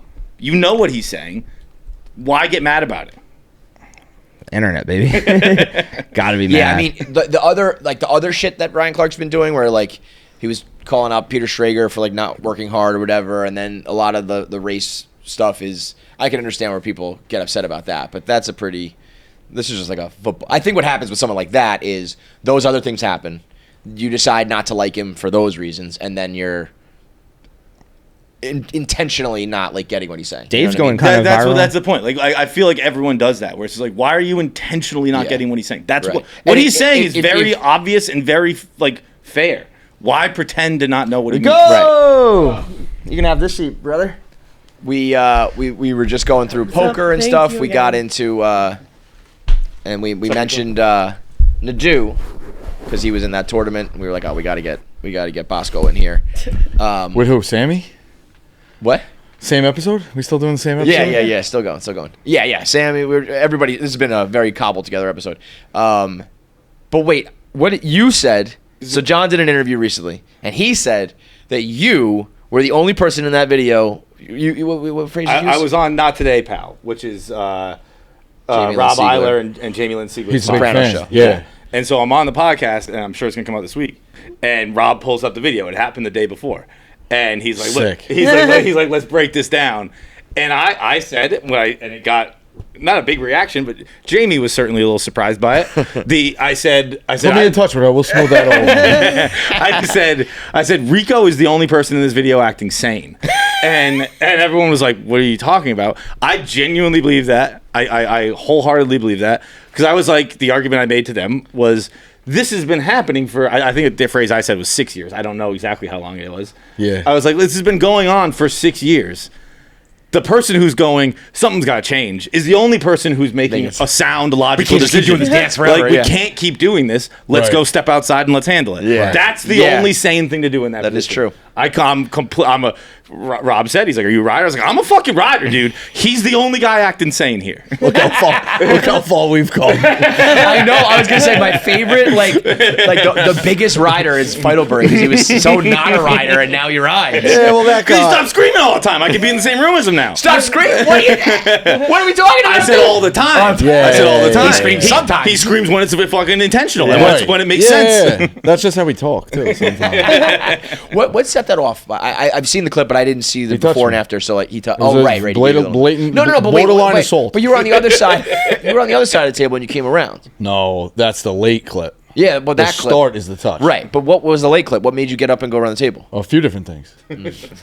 Stupid me. Well, no, yeah, he's. I mean, again, pathological liar. He's like, oh, I could have slapped him in the head. I was like, oh, like Nicky Smokes, you didn't do that, did you? Yeah, Nicky put him in his back pocket. I know, we're gonna. That was one of the more like alpha, to use a corny phrase, I've ever seen.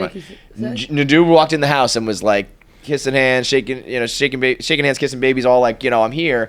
And Nicky walked in like, are you going to slap me in the face? Because you said you were. And he like stood over him and looked down at him and was like, do it. Go ahead, do it. You said you would do it. Right, yeah. And he didn't. And Nicky was like, that's what I fucking thought. I was like, I didn't know any of that. I mean, it was like, fold you up, put you in my back pocket. I own you now. I mean, and I mean, it's a tough spot because Nadu's like, he's on this show, basically. You can't just walk in and slap people in the face. Like, maybe if it was in an alley late at night, it'd be a different story. But in that case, it was a tough spot. There's that whole thing from Black Friday like 10 years ago where it's like I locked myself in the room.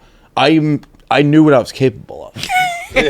So I tried to avoid that situation. I should be patted on the back. What I say, like, Nadu's first fight was literally like an earth-shattering moment for me. What was that? Oh, the rough rowdy. Just because, like, I always assumed he could like throw hands. I assumed that people who talk shit could fight. Yeah, you are wrong, brother. It's actually literally the total opposite. You've heard that a million times. Yeah. But then when you see it play out, and you're like, oh, I'll throw you out the fucking window, dude. Are you kidding me? It's not. Yeah, that was he fought who? Jerry. He fought Jerry. And I was shocked that Jerry sucked at fighting too. That was just a cardio shit show. I was going into that fight. I was like, this is gonna be a good fight. Yeah, these two guys are loudmouths, and I was like, wait, this is how people who talk like that fight? I know, but that is that's how, you know what I mean? It's the quiet guys who are like, I'll put you in a body bag right fucking. So let's get to the real issue here. How much of a rider are you? Book me? What? You book me? What does that mean? For the next episodes? Not today, pal. That's a big get. Oh, you want to text Rob? I'll text. We like literally can set that up. That's not a problem. But the funniest part of this whole thing is the Quigs kissing at it. Which, I mean, first of all, like, AI is getting better and better and better. Because, I mean, I obviously knew they weren't kissing, but, like, if that was two random guys, like, you can't tell anymore, right? To the point that Nadu was like, this will affect my reputation. That was dumb to do, to text, to try and get that scrapped. Like, that's the number one way to get more edits. For someone who has been in the Barstool ecosystem one way or the other for as long as he has, to think that that's not A, getting shot down immediately, B, making them circulate it more, C, getting on unnamed show, D, E, F, G, you know. I heard you were upset about it too, though. The kiss. I text Quiggs and said, too far. Like, come on. Like, and then he goes, we all go too far too much. Did I text him 9 times? No. Is that how many times have I texted? Said to me, he said I probably said that with you with different things of like, that's a laugh at the content. Wait, speaking of that, sorry. One more thing I'm going to get ahead of real quick here. What'd you say about him on the show? I said you were in the Taliban. I was in the Taliban? Well, listen, I'm a rider.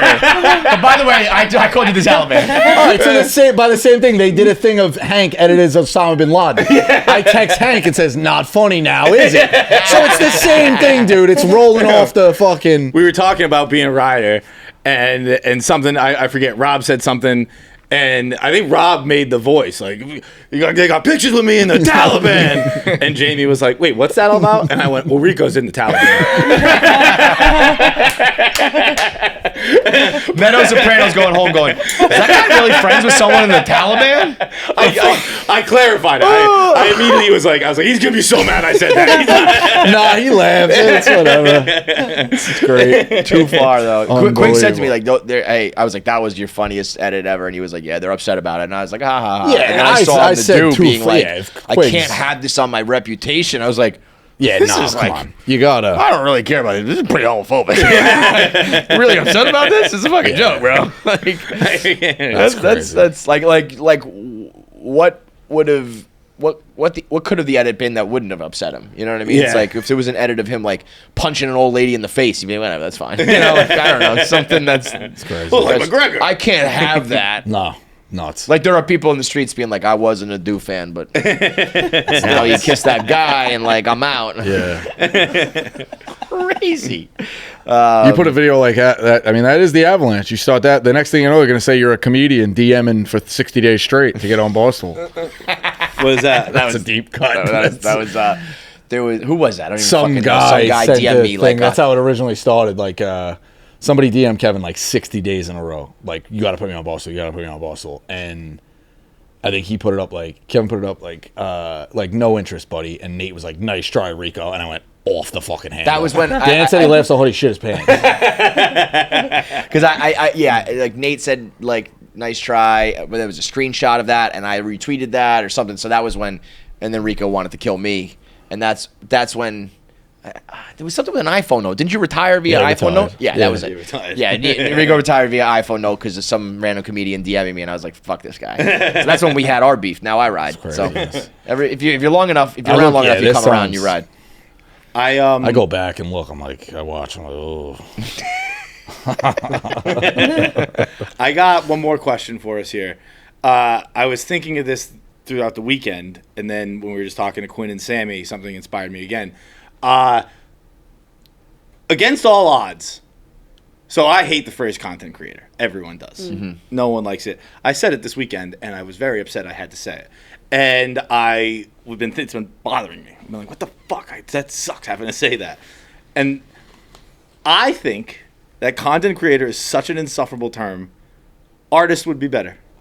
I know. I've thought about that before too, but if people called themselves art, because like you're making shit that you hope people like and hope it gets a vibe out of them, and you're hoping they buy it. It's just art. It's I think against all odds, I think artist is a less eye-rolly phrase than content creator. It's sort of like to blow Dave. Did Dave also kind of create people saying content all the time? No. No? No. Okay. To the point where like, well, actually, I don't know. It does, and again, I'm not like being one of those like simps, but like it did feel like saying content. A lot of people started saying, "Oh, my content, my content, my content." I swear, I'm not. I will hear the argument that we and he like popularized it. Yeah. But I remember I found it eye-rolly, and then the phrase "content, content, content" got invented. And I was already like, oh my God, we're still going more with this. Because that just wasn't a thing on the internet. Like in Jersey Sports Fan. Like it wasn't, oh, your videos. I watch your page. Yeah, content was not a verb. Noun? That was not noun, I think. Not a verb. Yeah, okay, yeah. Well, creating. It could be an adjective. It could be a noun. It's contenting is a verb. No, it's not. No one has said contenting ever. Start it. Sell the shirts. Portnoy invented content, but Rico invented contenting. So like that wasn't a thing. You know, it just wasn't a thing. And then I feel maybe it's being the bubble here, but I don't know. Whatever. But like, I think the tides. I think you go saying artists. Well, you like the problem is for real artists are going to be like in practice. Obviously, this all falls apart. But in theory. I think it's the less like, ugh, this person thinks they're fucking something. Oh, using artists is less? I think if someone on TikTok was like, I'm an artist, they would get fucking shredded. But I just think you saying it makes more sense. Yeah. Like, I'm a content creator just sounds so stupid. But you know what it is? It sounds like you're doing videos like, I'm mad that Ryan Clark said he's a generational talent. But that's what most of them are. Yeah, I guess like that's true. Those people can't say they're artists. I think the reason people say that is because they're like, it's sort of like I used to be like, am I a writer? Now I'm like a blogger. You're almost diminishing what you do on purpose because you know you're not. 100% agree. So then just lean into it. But if you're making truly shitty content, it's tough. So like if you make good content, you're at top of the game. You're making an art. You can be an artist. But if some dickhead who's like, I'm a troll baiting fucking, listicle whatever type guy is like, I'm an artist, they're gonna be like, no, you're fucking not. No, I agree. And like, look, neither of these things are something I'd ever do. Like, right. But like, yeah. But if someone told me they were an artist, like if someone told me they're a content creator, that ends the conversation. Yeah. I don't care about you anymore. Yeah. I don't care. Like, even if you make content, but if you say like, I'm a content creator, I am out. Yeah, I agree with that. About There's you as a person. It's a hard. You could die tomorrow, and I wouldn't. But care. So okay, let's throw out artists because I know what you're saying, but that carries the weight of like I'm a singer, I'm a painter. Like some of the most famous people ever are artists. Yeah. What is the word? Like a. But also like painters at first, or let's say actors at first, like if you used to do an artist, like that was the new thing, so you probably rolled eyes. What, you think you're Van Gogh? You're just acting in those silent movies. And eventually, I think that's just internet content is so young that you can't call it an artist yet. I think people will eventually think that and say that and should say that about some of the people right now who make like great. But the problem also is inherently like podcasting, right? Take podcasting. Podcasting is like for sure an art form now, and Joe Rogan is the top of it. But would you be like he's an artist?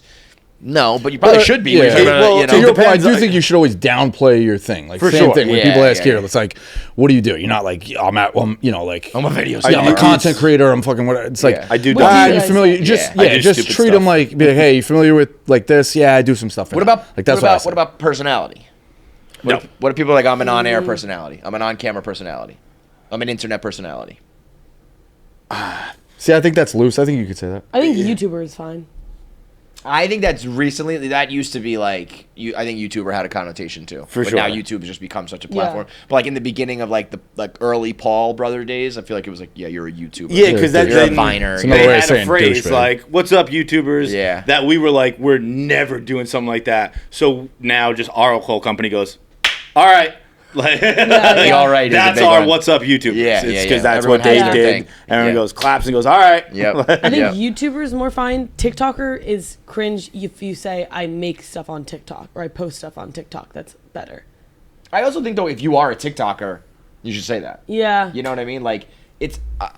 I would, because again, TikTok has gotten to the point where it's like, I'm a TikToker. I have $100 million. Like, it's not necessarily a bad thing, but it's. I got banned from making money on that when I told Kelly to go make me a sandwich. that clip fucking took me off. It was comedy, fucking Putin. It's art. It's art. It's a shtick. Figure it out, TikTok. It's all scripted. Jack, how was the birthday?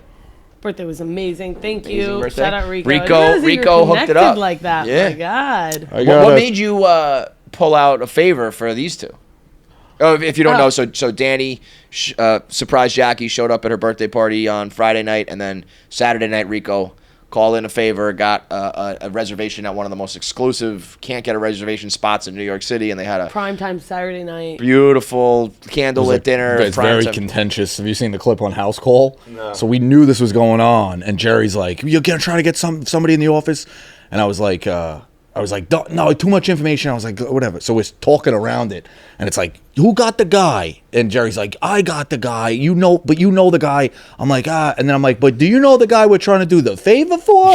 And Jerry's like, no, I know him better than you. He's like, oh yeah, okay. So the clip is just two idiots talking.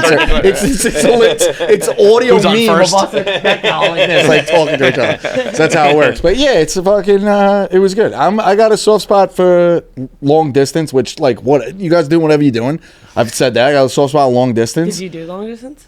Yeah, like instantly. Oh. Like month after I started dating my wife, took a job in Philly, and then kind of just I was home a ton. It was easy enough, but like yeah, pretty much. And then like listen, for as much as my actions in the Taliban, like I am a romantic. Like I do have a soft spot. I do have a soft spot. As my ex. I do have a soft spot. So it's like yeah, Danny asked for the favor. I was like absolutely. Listen, Jackie, close your DMs from him, but otherwise. Yeah. Jackie's birthday party Friday night was awesome. It was great. It was jam packed. And we were at the bar, and at one point I was just in the corner, and I was like, it's packed in here. And I started looking around, and I was like, oh, it's because they're all like 26. And no one's sitting in the fucking chairs. They're standing. The whole room was lined with seating, and no one was seating. Oh, that's my brother's take. And I was sitting there, parties. I was going, if someone would just sit down, we would be great. Chairs ruin parties. Chairs ruin parties. That's fucking great. I actually really believe. Wait, I wanted to say, it's very funny that I always associate Jackie's birthday with 9/11 because I was in a bald cap the first time I went. And then second of all, I was talking to my dad the day of Jackie's birthday, and he had the greatest line about Jackie where I was like, yeah, I've been going to Jackie's birthday party tonight, and he just goes, I love that girl. Met her in Tennessee. She had a black eye and a smile on the whole weekend. Again, important to note, the black eye was from the nose job. Yeah, not violence, but still. Yeah. When you told me that, I thought that he was saying she had a black guy and a smile on the whole weekend. I was like, when did I date a black guy? Oh, when I was telling you that at your party, I thought you were saying you were black out. And I was like, no, he wasn't saying you're drunk. He's black guy and a smile. Yeah. Crazy. We had fun in Nashville. I still haven't been to that place. I remembered everything. Jackie was experimenting in Nashville. I still haven't been to that place. And then Danny was like, hey, I didn't know how exclusive this was. I'm like, yeah, it's... Where was it? Took care of you. Corner store. Corner store. You gotta go. It was so good. My wife has been. I have not. What'd you have? What'd you eat? It was, I don't know if we even ordered what we were supposed to order, but it was just so many appetizers. Was there cheese? Sour cream martini. Was there cheese on the menu? Just cheese. Was there cheese? I'm sure. Yeah, there's probably some cheese, right? Nate pulled an audible on where they went to dinner the other night because the place had cheese. Nate can't be around cheese. He was like, he audibled from a nice Italian restaurant to like a shitty place that no one had fun at, and we're like, why are we here? And it was because Nate was like, well, if I went to that other restaurant, everything had cheese, and I was going to eat all the cheese, so I couldn't do that. Forgot to do that while he was here. We should let him defend himself, but it was like, yeah, you ruined everyone's dinner because you can't be in the same building as cheese. He's got some fucked up stomach issues, and I was like, "What do you mean you can't be around cheese? Can't you read it on the menu? Just don't eat." Like, I want to eat it, and I was like, "Well, I want to eat it too." I was like, "I can't eat it, so I don't eat it." Yeah, that is hard though. Cheese. You ever have cheese? It's fucking good. It's fucking good. So Nate was there Friday. What? Nate was there Friday. Nate was there Friday. Sounds like a happening party. I did invite you. It's all right, Jack. I did invite you. Jack, I don't leave my house. But wait, did you invite? I did invite you. Did I not? No, probably not. I don't, Jack. To be honest with you, I like you a lot. I don't leave my house. I know that you would come, but I definitely. I definitely thought that I invited you, even though I know that you I mean, I don't even want to dig deeper in this because I don't know if I want the answer, but there was a big group chat. Rico wasn't on there. I don't know. I'll leave my house. Damn. I know, bro. All right, well, Rico, you. And now I have the ultimate thing where it's like, I'll forever be invited. Like, Yeah. She could be like 40 and be like, oh yeah, it's like just Jackie and her family and Rico. Exactly. But no, that's fine. I don't leave my house. Damn. Well, happy birthday, Jack. Thank you. Another one in the books. Thank you. Thank you again, Rico. And There was some possible negotiating of babysitting that we threw out. Danny's like, if there's anything we could ever do, I'm like, tell her she's got to babysit. And Danny's like, she's in. I'm like, dude, shut the fuck up. Like, I was like, I guess I will. Yeah, I'll do it. It was a good burger.